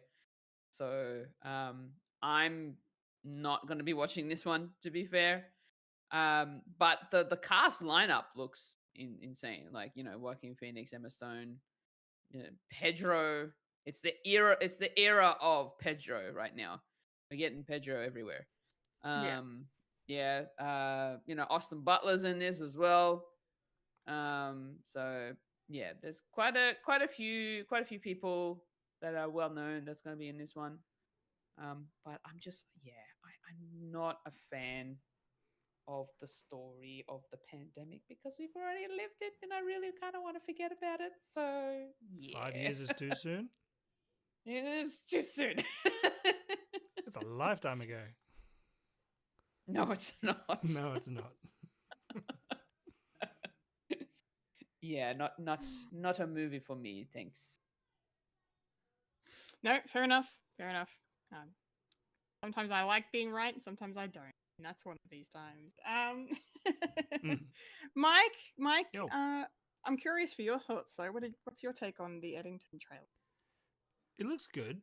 Always a big fan of A24, and because sometimes you have to go for like weird stuff, and that's what A24 sort of is known for now.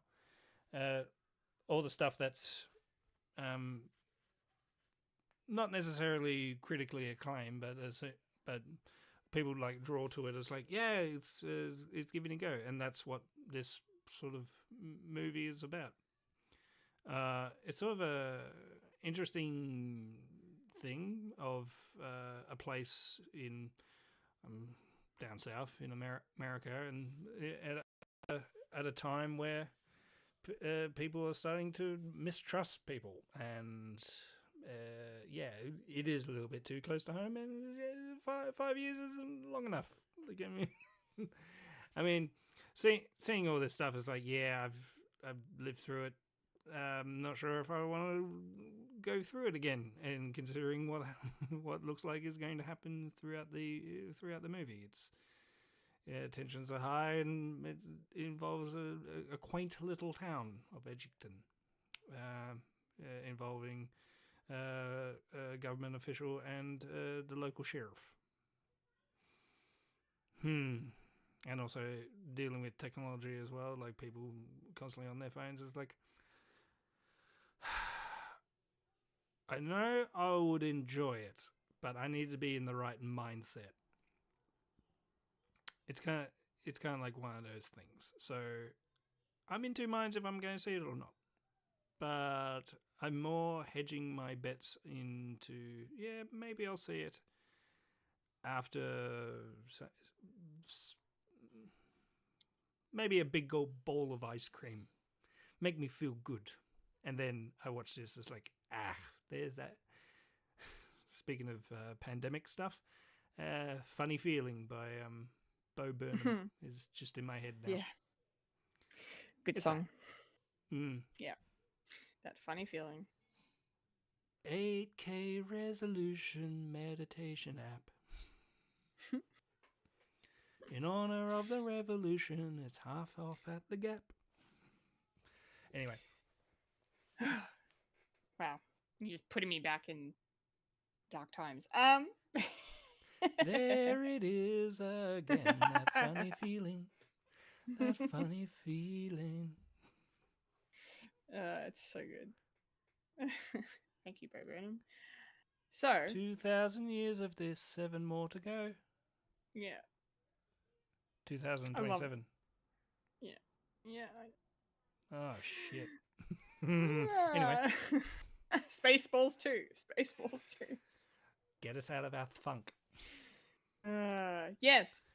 Help me, Obi-Wan So- Kenobi. Because it's Star Wars. So,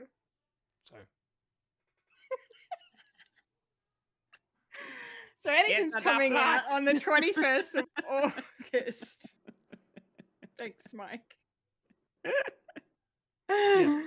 I'll be there. Yeah. Or will I be Yeah. stuck inside?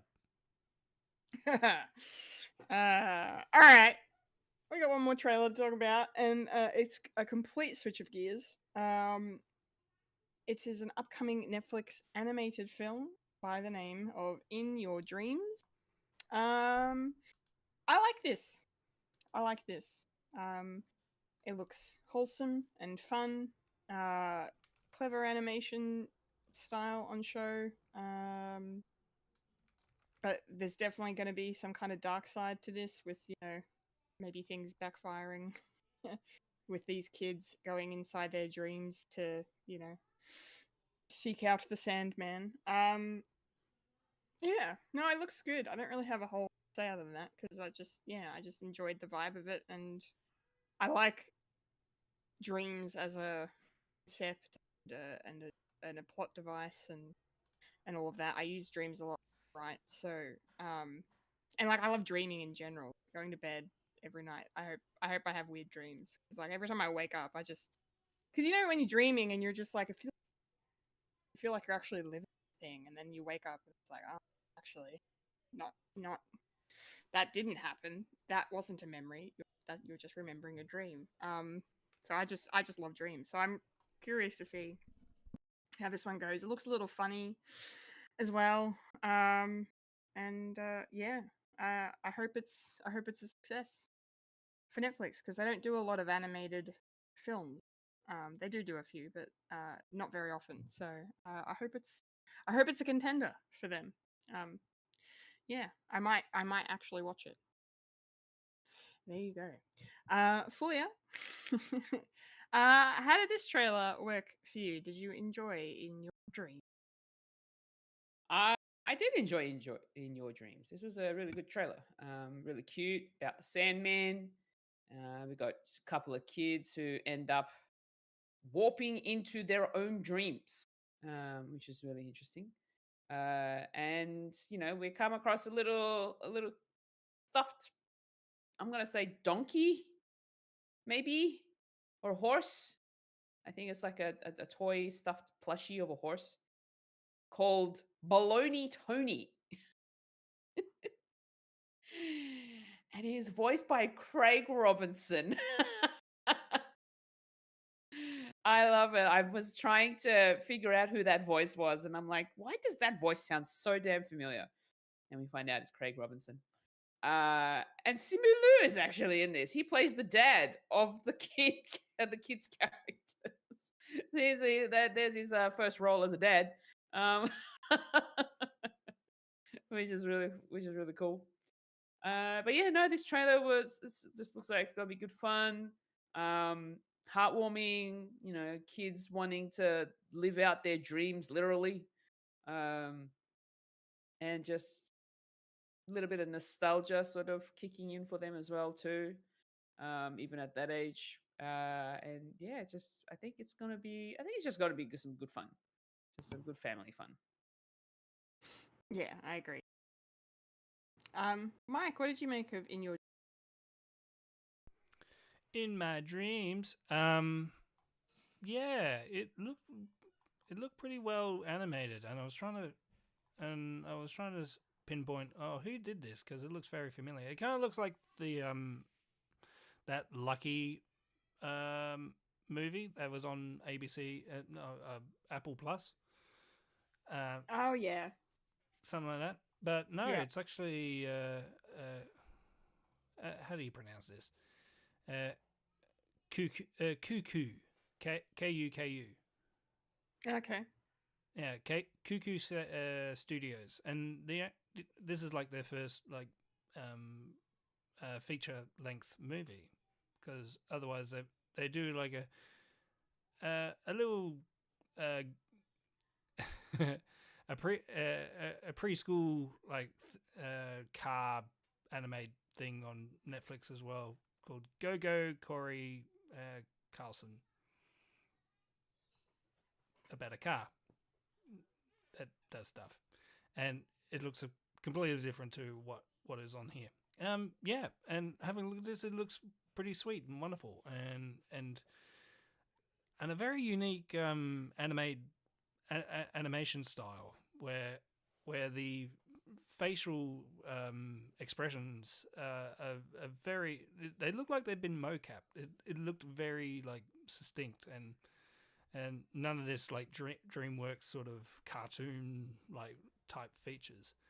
And yeah, it kind of looks pretty good. Will I watch it? Yeah, I'll probably stick it on with the kids and see how they like it. Because yeah, dealing with kids in their dreams, and of course, it looked like a bit of a kids doing a bit of growing up, as it seems. So who knows what the main theme and story is? But big sister, younger brother. I mean, I can relate because I got two of them, two of those kids, and yeah, and to let go of your stuffed toy and all that. So it's got a little bit of a Toy Story happening as well. So that's pretty cool. So when's this coming out? In Your Dreams will be on Netflix on the 14th of November. Yes. Yes, indeed. All Might right. have to reinstate my Netflix subscription for that month. Ooh. Torrents are free. What? Who said Who said that? Not on this podcast. Who said that? Who? Ooh. Oh. Oh. Well, that's a big coinky dink, because Trailer Park done now, and it's time Yeah. for the wibbly, Whoa. the wobbly, the timey, and There's the one across the wimey. street. Yee. This one doesn't work It's- anymore. Time for Gun culture, popcorn culture. nice Eggs. Eggs. Eggs. Eggs. Bacon. Eggs. It's time Milk, to talk Eggs. some Who. It's time to talk some Who. Doctor Who. Doctor Who. Doctor Who. Stop it. Yes, Just stop it.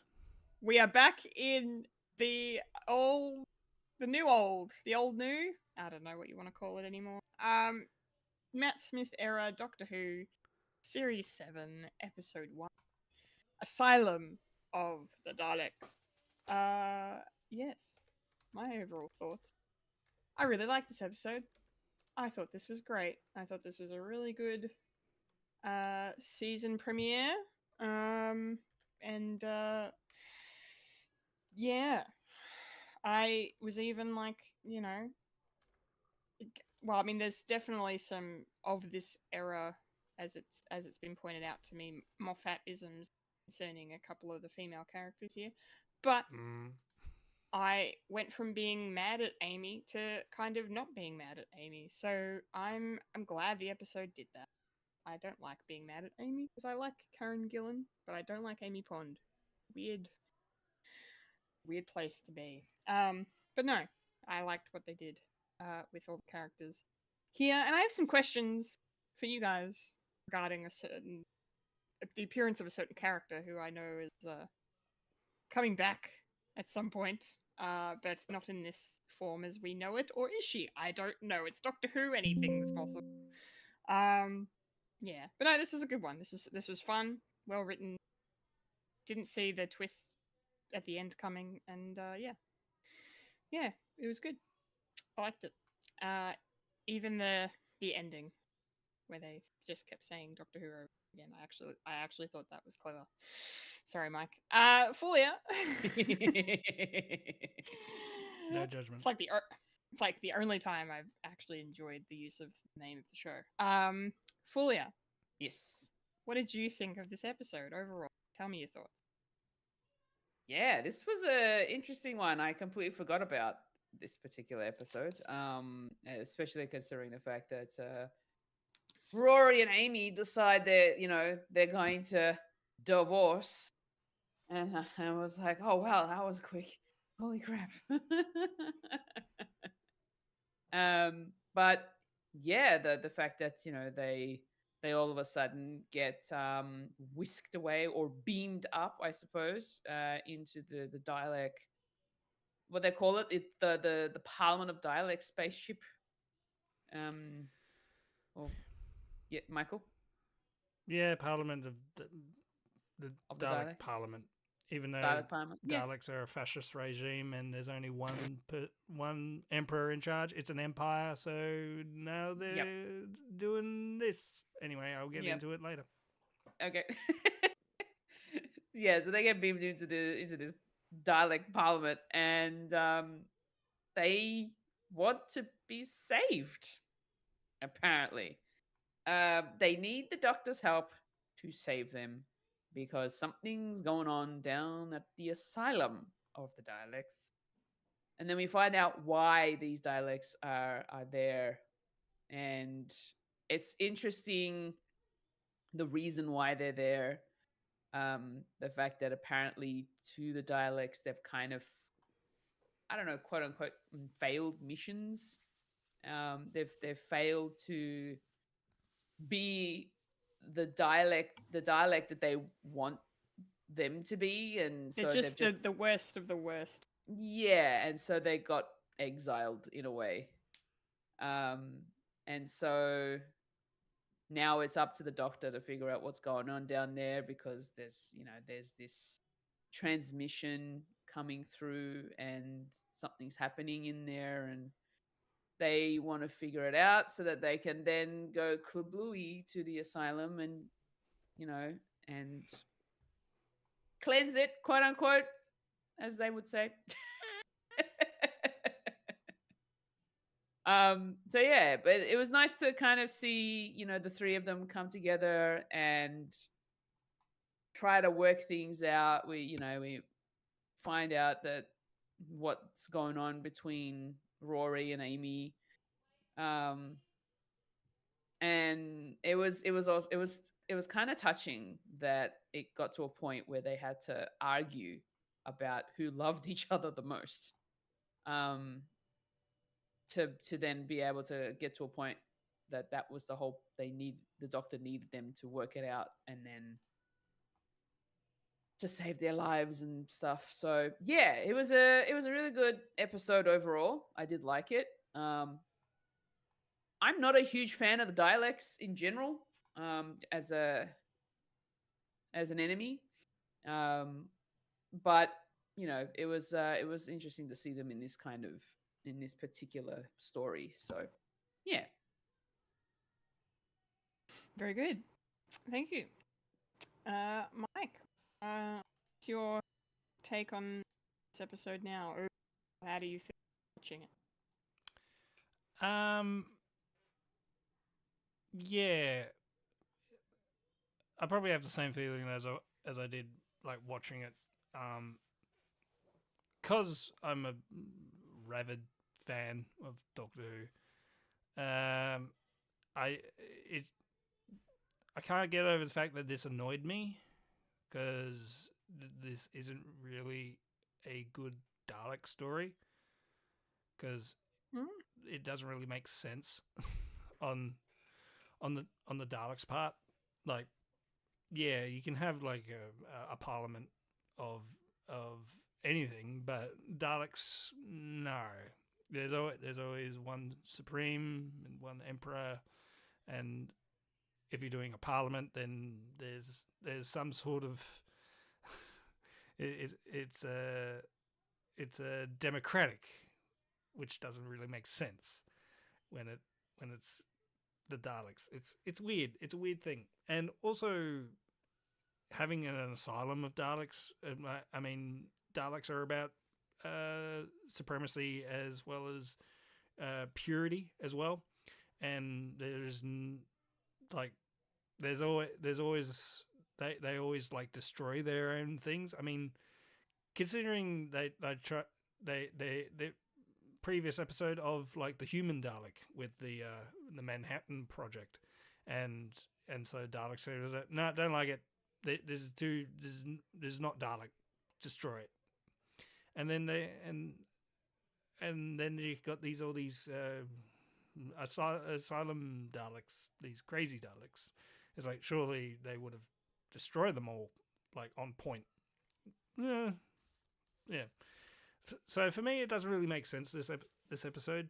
It is an interesting thing of a enemy like needing the Doctor's help.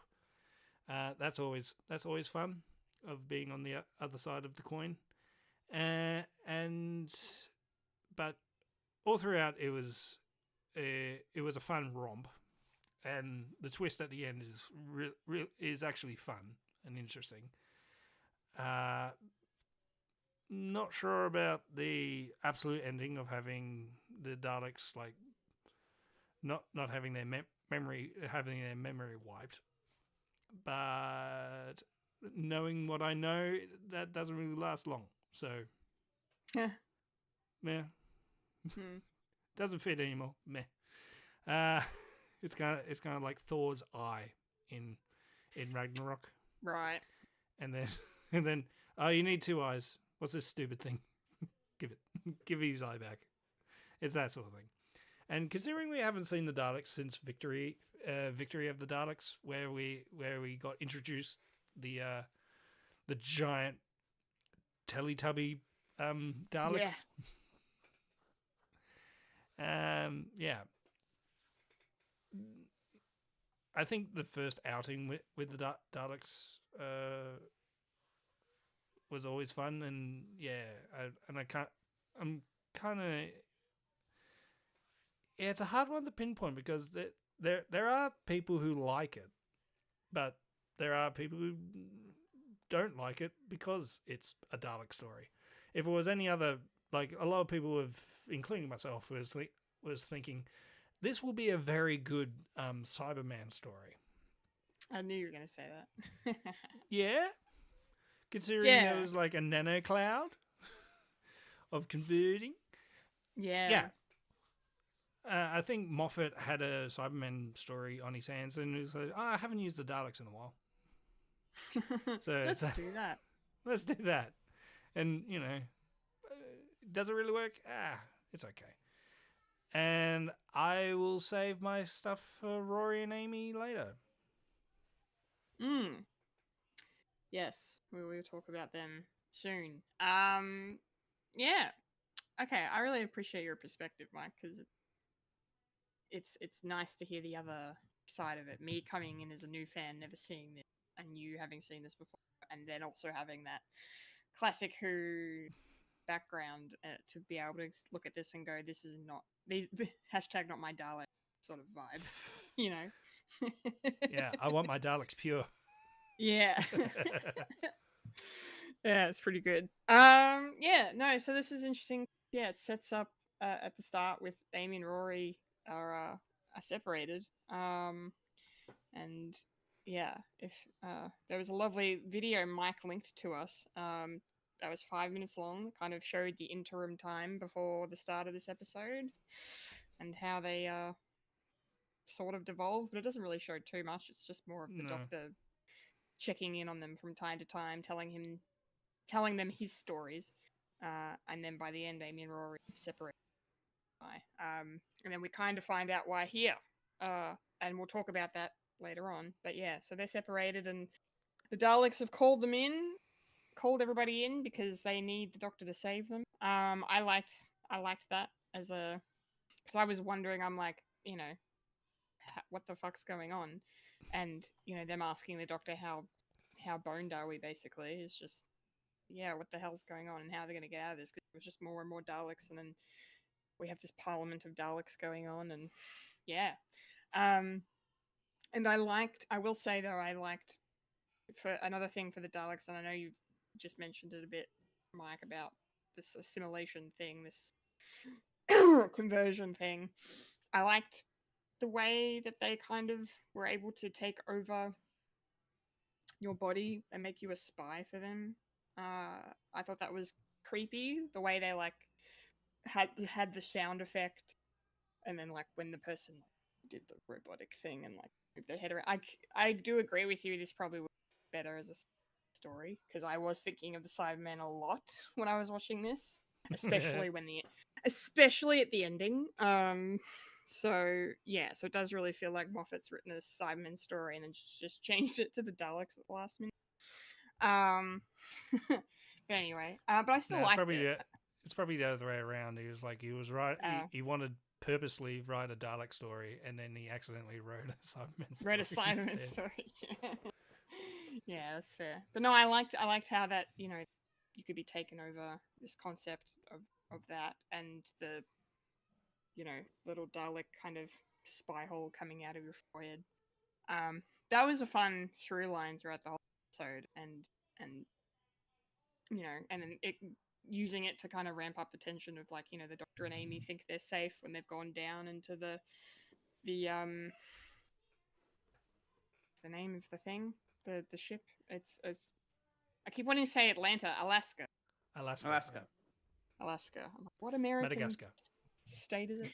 And then we get that creepy scene with all the dead people. And I liked watching that scene because it was kind of evoking, for me, I just didn't know where it was going, and what was going to happen, because I had this theory in my head when the guy that found them realized, when they got in there and realized, he's like, wait, they can't be dead. I was talking to them 10 minutes ago. Part of my brain went, okay, so is there some sort of time travel thing going on where on the surface time is passing differently to how time passes underneath? Like, I was doing a whole big time concept in my head about what this was, and it's like, oh no, he's just a Dalek spy who got caught out.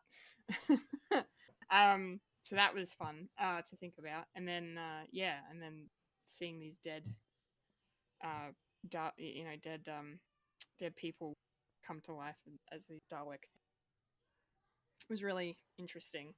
And then just the idea that the Doctor would need to save the Daleks, like the fact that they are asking him, and is this the first time he's called the Predator? I feel like I haven't heard that term. Yeah, because he's usually called what's the other nickname he has? The Oncoming Storm. Yeah. He's usually called that, which I like a lot better than Predator. Predator feels on the nose. Yeah. Where the Oncoming Storm kind of has some kind of shivers kind of vibe to it. Yeah. Yeah. But I liked how the whole thing with the wristband sets up the tension for the conflict between Amy and Rory later on, which we'll talk about when we get there. But yeah, the idea that they gave them these wristbands to block out the whatever it is, I can't remember now, that turns nano something. The nano cloud, is that what it was? Nano. Yeah. I don't know. Yeah. Nano cloud, nano cells, whatever. That turns them into Dalek spies. The nanobots, the cyborg bots, the Cybermen, not Cybermen bots. Yeah, I liked it. I mean, yeah, definitely, as we've established, very much a Cyberman sort of concept, but I kind of liked it, the way it was executed in this episode. Like, it was something a little different for the Daleks. It worked for me. Yeah. Fulia, how did you feel about the Daleks in this episode, and the fact that I have asked the Doctor to save them, and B, this whole assimilation sort of Cybermen vibe. What's your take on it? Yeah. Honestly, I wasn't actually thinking about what you guys thought it was be like, this dialect stories, but it should have been a Cyberman story. Honestly, it didn't really click for me until you mentioned it. Which, and now I can see why it would have been better as a Cyberman story, to be honest. But the fact that they needed the Doctor to save them, to me, just still felt like a trap. You know, that they wanted to get him in and then find another way to kill him. So, but then we find out that the Doctor figures out that none of the Daleks want to go down there because they're scared. They're scared to go down there. And you're like, hold on a second. Daleks, they don't fear anything as much as they fear the Doctor. Why would they fear their own kind? They can just blow them up, exterminate them. And so, we find out that they're using, they want to use the Doctor and his companions, because they're like, what's a Doctor without without his companions? To figure out what's going on down there. And it was interesting that they decided to go down that route. What was your other question, Kendall? My brain's gone. It's okay. You've kind of already covered it. Yeah, Okay. like you're thinking about the Daleks needing the Doctor's help, and think what you thought of the tech that turned all the, like, did you find the skeleton scene a bit creepy? I was thinking about you during that. Well, that was like, it was fine. Like that was okay. What would have, like, what kind of got me a little bit was that the Doctor was mentioning that the Daleks can sort of tap into any kind of body, whether it's living or dead. And then the fact that they ended up repeating it a couple of times to then realizing, oh crap, they're dead and they've started to move. And that took the Doctor a little bit too long. Yeah. Sorry. Yeah. Oh, I was just thinking, I'm like, wait, if they're dead, then why haven't they already turned like into it yet? It's got to be plot convenient first. That's yeah. I guess they were waiting for the Doctor to rock up first. But yeah, no, it was that kind of stuff, like the sound that it makes when they turn into it, where they're I'm gonna say it's the eye, right? It's the eye of the Dalek that pops out from from the forehead. Yeah. The cracking that it makes, it just it's cool. I liked it. So it's creepy. Chills, yeah. Chills every time I heard it. And I'm just like, so yeah, no, that it was interesting they decided to do that, but yeah, like you said, it did take the Doctor a moment to realize, hold on a second, they're gonna turn in a moment. We need to get out of here, kind of a situation. And so yeah, that's all I have to say. Great. Nice. I kind of want to get to the point where we talk about what's her name that's stuck in her pod. Yes, we are. That was literally my next point. Oswin. That's unless yes.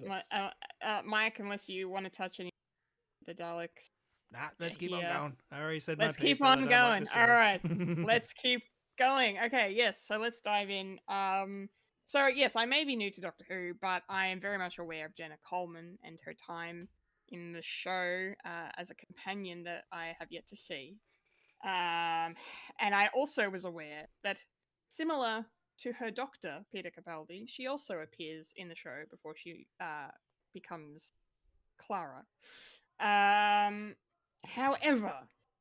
this is where I have questions. Who?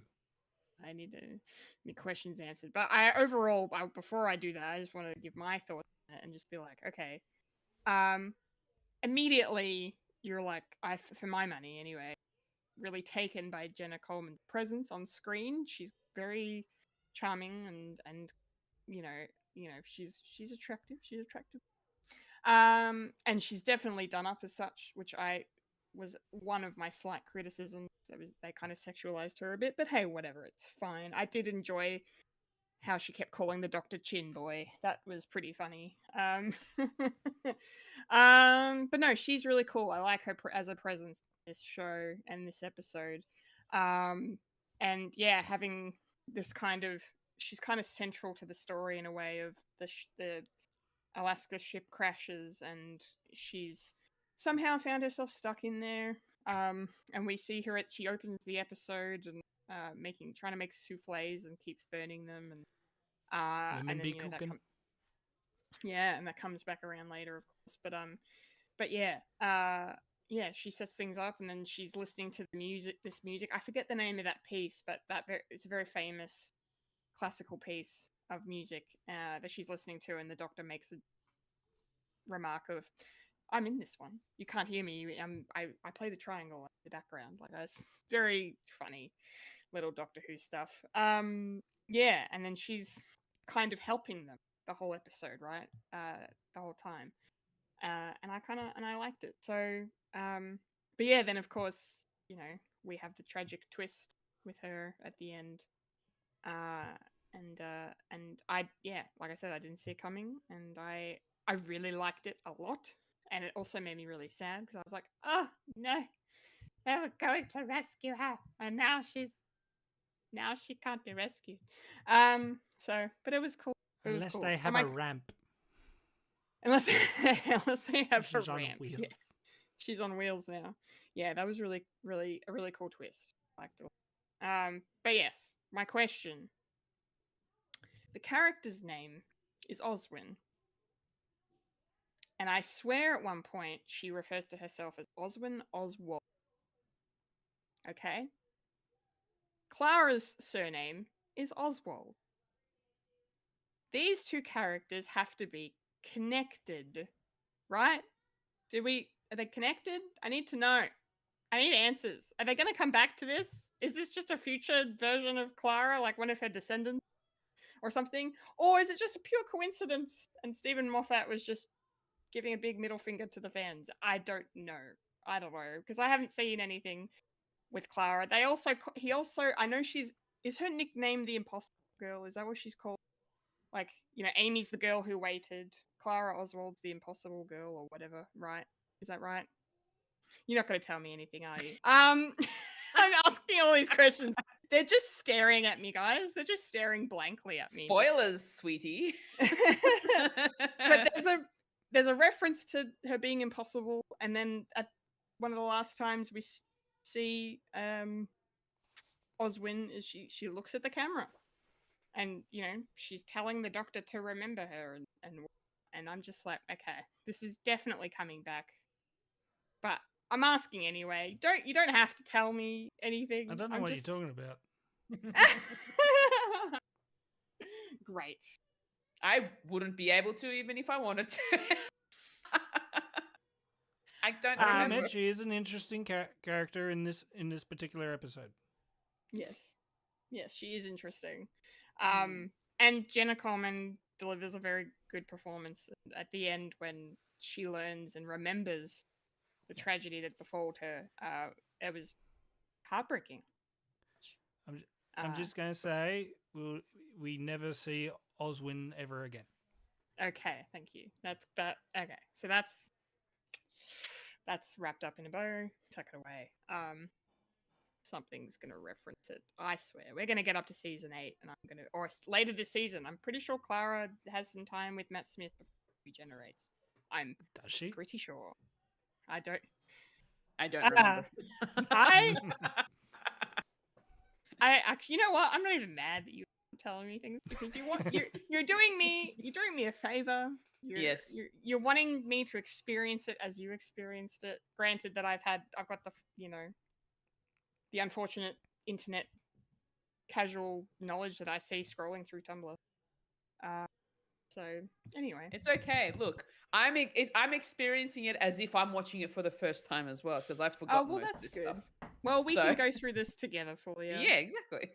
We can go through this together. But yeah, I liked Oswin as a character, as a focal point. She was good.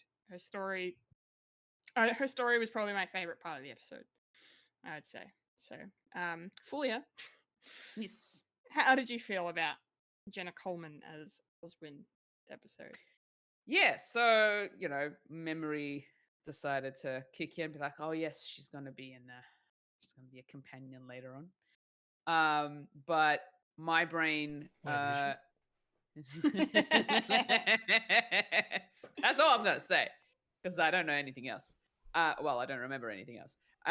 But yeah, it was interesting that she's cooped up in this pod this whole time.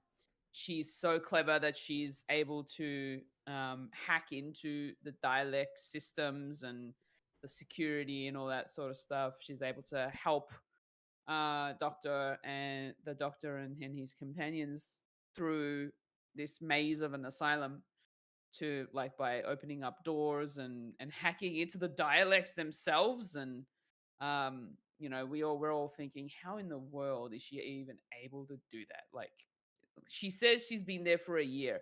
A year is a long time, but it's not that long to figure that sort of stuff out. I'd understand if it was like decades. She was there for decades and she figured everything out. But like a year, 12 months. Yeah, it seems like she's fast tracked her learning somehow. But yeah, Oswin was actually a really interesting character that that our three main protagonists never get to see who she is. Like, the Doctor even makes a reference to that. Like, you can see us, but we can't see you. Why is that? And yeah, it was also very sad to find out why, because the moment the last door opens for the Doctor, because she's like, come and get me before you go, and then he sees this white room, and all you see is Matt Smith's facial expression through sort of like a camera, from a camera's point of view, essentially, like a security camera's point of view. And it's heartbreaking because something's wrong the moment you see that face. His face just drops, and Matt Smith does a great job of that. I love that. He's very good with facial performance. And yeah, and then we find out what happened to Oswin, and we're like, oh no, that hurts. Because I was also on her side, being like, yay, she's gonna get out of there and blah blah. And then we find out what happened, and yeah, it was. And then the Doctor figures out why she's trying to make souffle, and he was just stuck on this whole, how do you get the eggs and milk to make the souffle? And yeah, I think that particular scene is the one that I really liked the most out of this episode.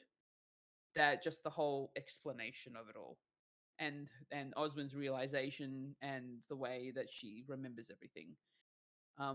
That whole sort of scene that played out was my favorite of the episode, and it was just gut wrenching. So yeah. Yeah, gut wrenching is the word, for sure. Mike, without any spoilers, I suppose. Please give us your take on Oz. What did you think of her? This was the highlight of the episode, and a very good story within itself, and coincidentally, the meat and potatoes of the episode, and not the milk and eggs.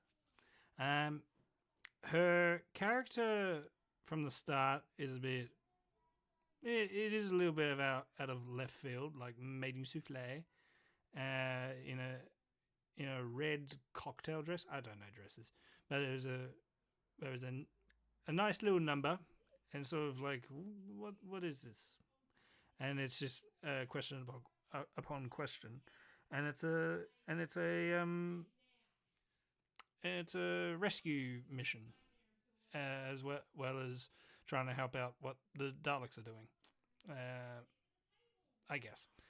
And with that, there are certain questionable things that the script has put in of her flirting. So it's Moffat being Moffat again is also an unfortunate bit of bi-erasure in this episode as well, where she says it's like, oh, it was just a phase. Me flirting with a woman is like, doesn't really fly today. So Definitely not. Definitely not. But straight white man writing something like a bit cheeky, but no. And his writing is sort of fails for me for Rory and Amy as well. So, but we'll talk about that later. I do enjoy the fact that she is an interesting character, and where it sort of leaves the audience wanting to know a bit more about her, because it's like, and yeah, she does the last shot that we see her, she is looking into the camera, and it's kind of interesting. And I'll just leave it at that. Yeah, not sure what else. I think that's it. This was the highlight for me for the episode. Yeah, I think we're all kind of in agreement on that. That's yeah, it was cool. Well, let's talk about the other thing I keep saying we're going to talk about, which is Amy and Roy. We meet them here, and they've separated. Amy seems a bit angry, and I was just, for the most part of this episode, just feeling really bad for Rory, and once again on his side in this thing. So that was kind of sad. I mean, like, they kind of even did like typical this era Doctor Who stuff where Amy and the Doctor are together and Rory's off somewhere else, dealing with his own stuff, and having to figure things out on his own. But eventually, obviously, they come back together. And yeah, it's I think I just really want to talk about, well, two things. One, I really liked the scene where Amy, like, because obviously we know that the skeleton creatures managed to get Amy's wristband off of her, so that means she's susceptible to the nano cloud thing, that's gonna turn her into a Dalek spy, assimilate her, and she'll start to lose herself. And I love the way I read really great bit of dialogue that I loved that the Doctor said, like, they're doing exposition, but she's asking the Doctor what's going to happen to me, what are the signs of this thing, and then the Doctor's like, well, you're already in it, we've had this conversation 4 times, you're forgetting yourself already. And then she's like, I'm scared, and he's like, scared is good, hang on to scared. I really liked that as a way to kind of explain what she's going through and the differences between what parts of her are still human. Like, I just thought that was clever. And then the scene we get of her being lured out by the Daleks, and she thinks she's seeing these different people, perhaps a younger version of herself dancing as a ballerina. I don't know, unless she's just projecting herself onto this thing. I don't know. And then, of course, yeah, they're all Daleks. They're not actually human. Yeah, so that I like that a lot. And then, yeah, how it then later, when we get to this moment of figuring out what to do, because Amy's, deteriorating rapidly, because she doesn't seem to have a lot of love in her, and that's the one thing that the Daleks, they're not about love, they're about hate, right? So I kind of liked that was a way to explain what the nano cloud does, is that it takes the love from you, and if you have not so much love, then you'll assimilate faster. I thought that was really clever. And then the way it was used in a dramatic sense here, two of them to kind of come to a head with their conflict and actually have it out. And at first I was like, why didn't they talk about this, before she kicked him out, or however it happened? And then, but then like when you hear what Amy says, you're kind of like, oh. So this was the moment where I started to be like, oh, okay, I feel bad for Amy now, because, she can't have kids, and she knows Rory wants kids and has always wanted kids since he was a kid himself. And that's devastating for her that she can't give him the one thing that he wants. And I loved Rory's side of it too, being like, I waited, did that whole thing for 1,000 years, that thing, and then she's just like, don't you dare try and say that that's, you've got one up on me, basically. I had to give you up. I loved that, how she's like, I didn't kick you out, I gave you up. That was really heartbreaking to hear, and I loved Karen Gillan's performance in that scene as well. But the fact that Rory's like, I clearly love you more, and I was like so team Rory when he was saying that. Let's just be real, Amy, I've always loved you more than you've loved me. And I'm just like, yes, let's go. This is what I've wanted to hear for 2.5 seasons. And yeah, and then it devolved into the fight we see. But yeah, it was a great conflict, and for it to be a part of to come out of a part of the plot, like with the wristbands love thing, I think was great. And then of course them realizing, oh, she's got the doctor's wristband. Oh, the doctor will be fine. He's the doctor. He's got so much love in him. There's no way, he's gonna assimilate or anything. But yeah, then they're basically back together. Yeah, they're back together by the end of the episode. There's this massive but stupid kissing scene where they're teleporting out, and the doctor's like, oh, for heaven's sake, and he has to do it. That I kind of hate that. I'm like, guys, you're about to die. You can make out later. Like, come on. I know this is a silly sci-fi show that I adore, but come on, logic. Bring logic in. Anyway. But yeah, that's my Amy and Rory take. It was good. It was good. I was concerned at the start, and it was very questionable, and then it came back around and pummeled me with the feels. So yeah, this was cool. Fulya, what did you think of Amy and Rory and their dynamic in this episode, and their journey with each other throughout the episode? Yeah, it was definitely a bit of an emotional roller coaster for them. Trying to figure out, the reasons why they're separating and all that sort of stuff. And then especially for an audience member, you're like, but why? Like, they didn't tell us why it happened. It just started happening. All you see is, to open it up, it's like Amy signs papers that Rory brought over, and then she's like, all right, cool. So that means we're not married anymore, right? Cool. All right.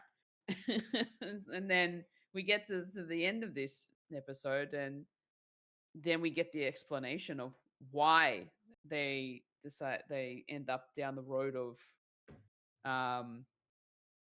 divorce.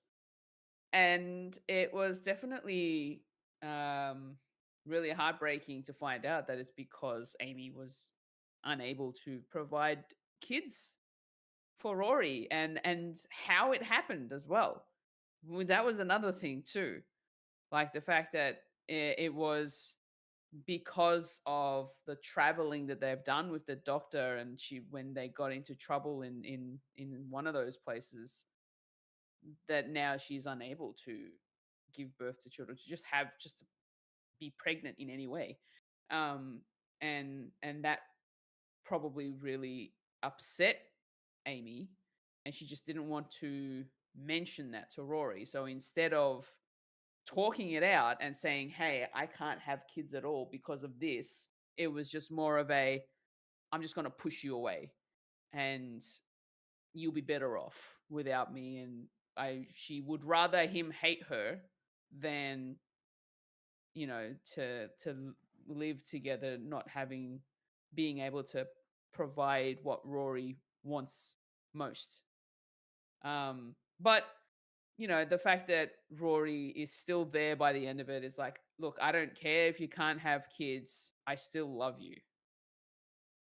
Which is really sweet, because that's the whole point. It's like that's the point of a marriage. It's like through thick and thin, like no matter what happens, the good times, the bad times, you're there for each other. And even if you can't conceive children, there are other ways of having kids in your life.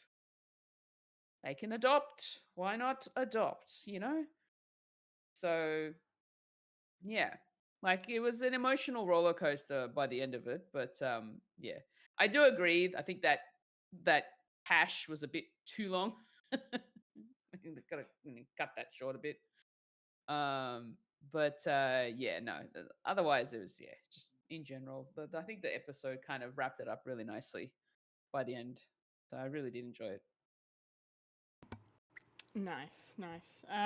Mike, Amy, how are you feeling about their journey this episode?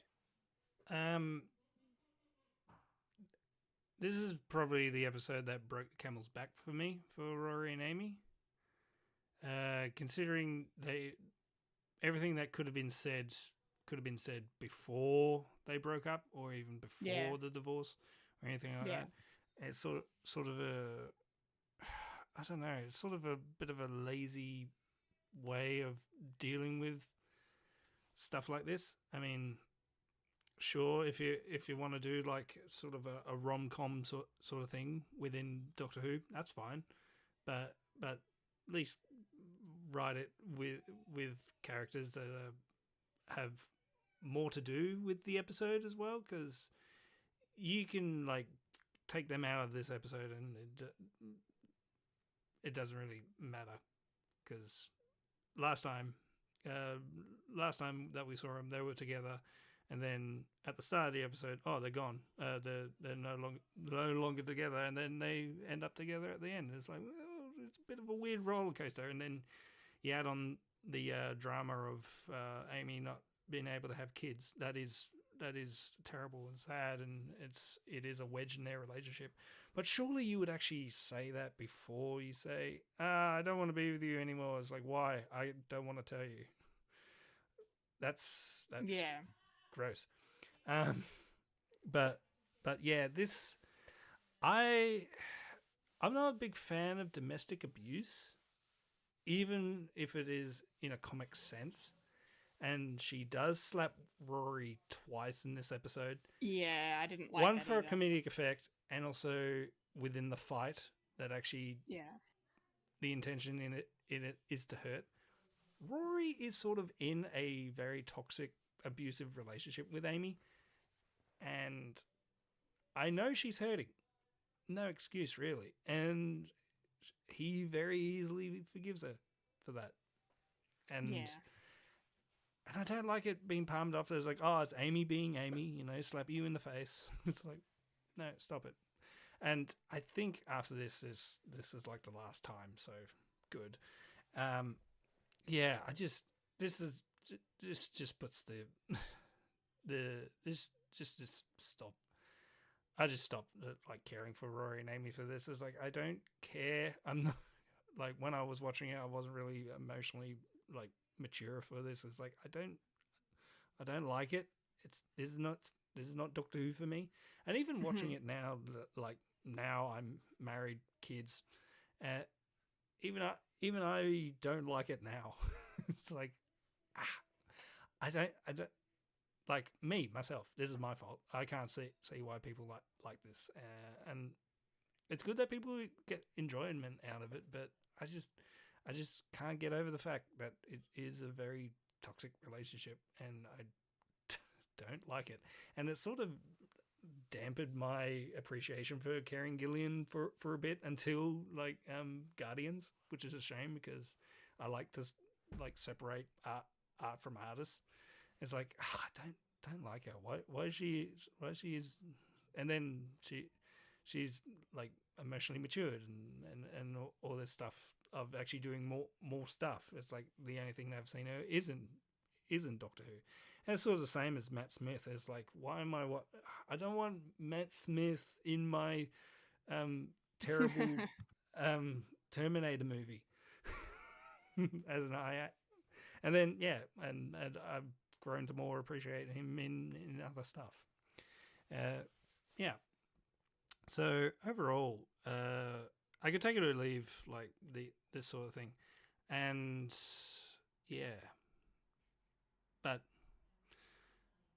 great that they continue it on, and then we see for next week next week's episode they're back, but with an in-law. Rory's dad. Rory's dad. Yeah, the teaser for the next episode had me real excited, so I'm looking forward to watching that episode. Some cool actors there as well.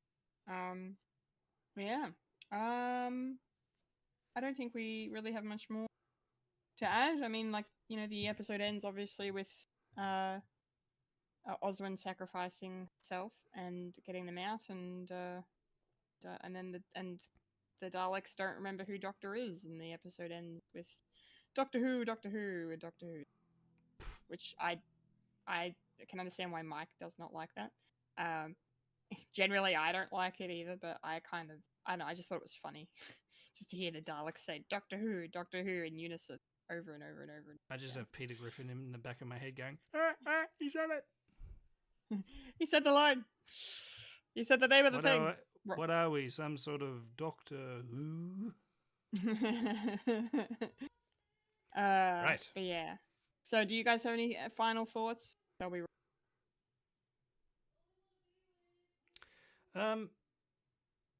Spoilers for future episodes. At least Stephen Moffat does get the hint and go, "Oh, Cybermen. Okay." He does a lot. He does a lot better with Cybermen stories than he does with Dalek stories. Okay, cool. So there's some Cybermen tales on the. Yeah. Yeah. They always come back. They're like roaches. They're always coming. Cybernetical roaches. Yes. All right. Shall that do it? That shall be done. That shall be done. Those are our thoughts on Doctor Who, Series 7, Episode 1, Asylum of the Daleks. Good episode. Problematic, to be sure, but a good episode for some. Yes. Well, that means the show's done. We've got no more show to show. Pop culture is done. It's time to get out of here. 1, a 2, a 3. And that was a podcast called Fred. Remember to follow us on Facebook, Instagram, and Blue Sky for the latest content. If you like to listen to Freddy Alien, you can find us on SoundCloud, Spotify, or Apple Podcasts. If you'd like to watch Fred the Alien, you can head over to youtube.com/Fred the Alien Productions. And if you're watching the video right now, make sure to like it, subscribe to the channel, hit the bell icon to be notified of future content. And if you're watching us live over on Twitch, make sure to give us a follow on the way out. Twitch.tv/Fred the Alien Twitch. Yes, I've been a Kendall Richardson. I've been a Fulya and And I've been Hammer Time Michael Lister. And you've just experienced a podcast called Fred. Remember to eat beef. Remember, Freddy lives, Loki dies, the Doctor is in, and Doctor Who? What? Doctor Who? Yeah, Doctor Who. Gary Glitter. Get him in the bin. Anyway. Boy. Make sure to look after yourself and your mental health, everyone. Yes. And thank you for watching. Thank you for listening. Laters, gators, and... See.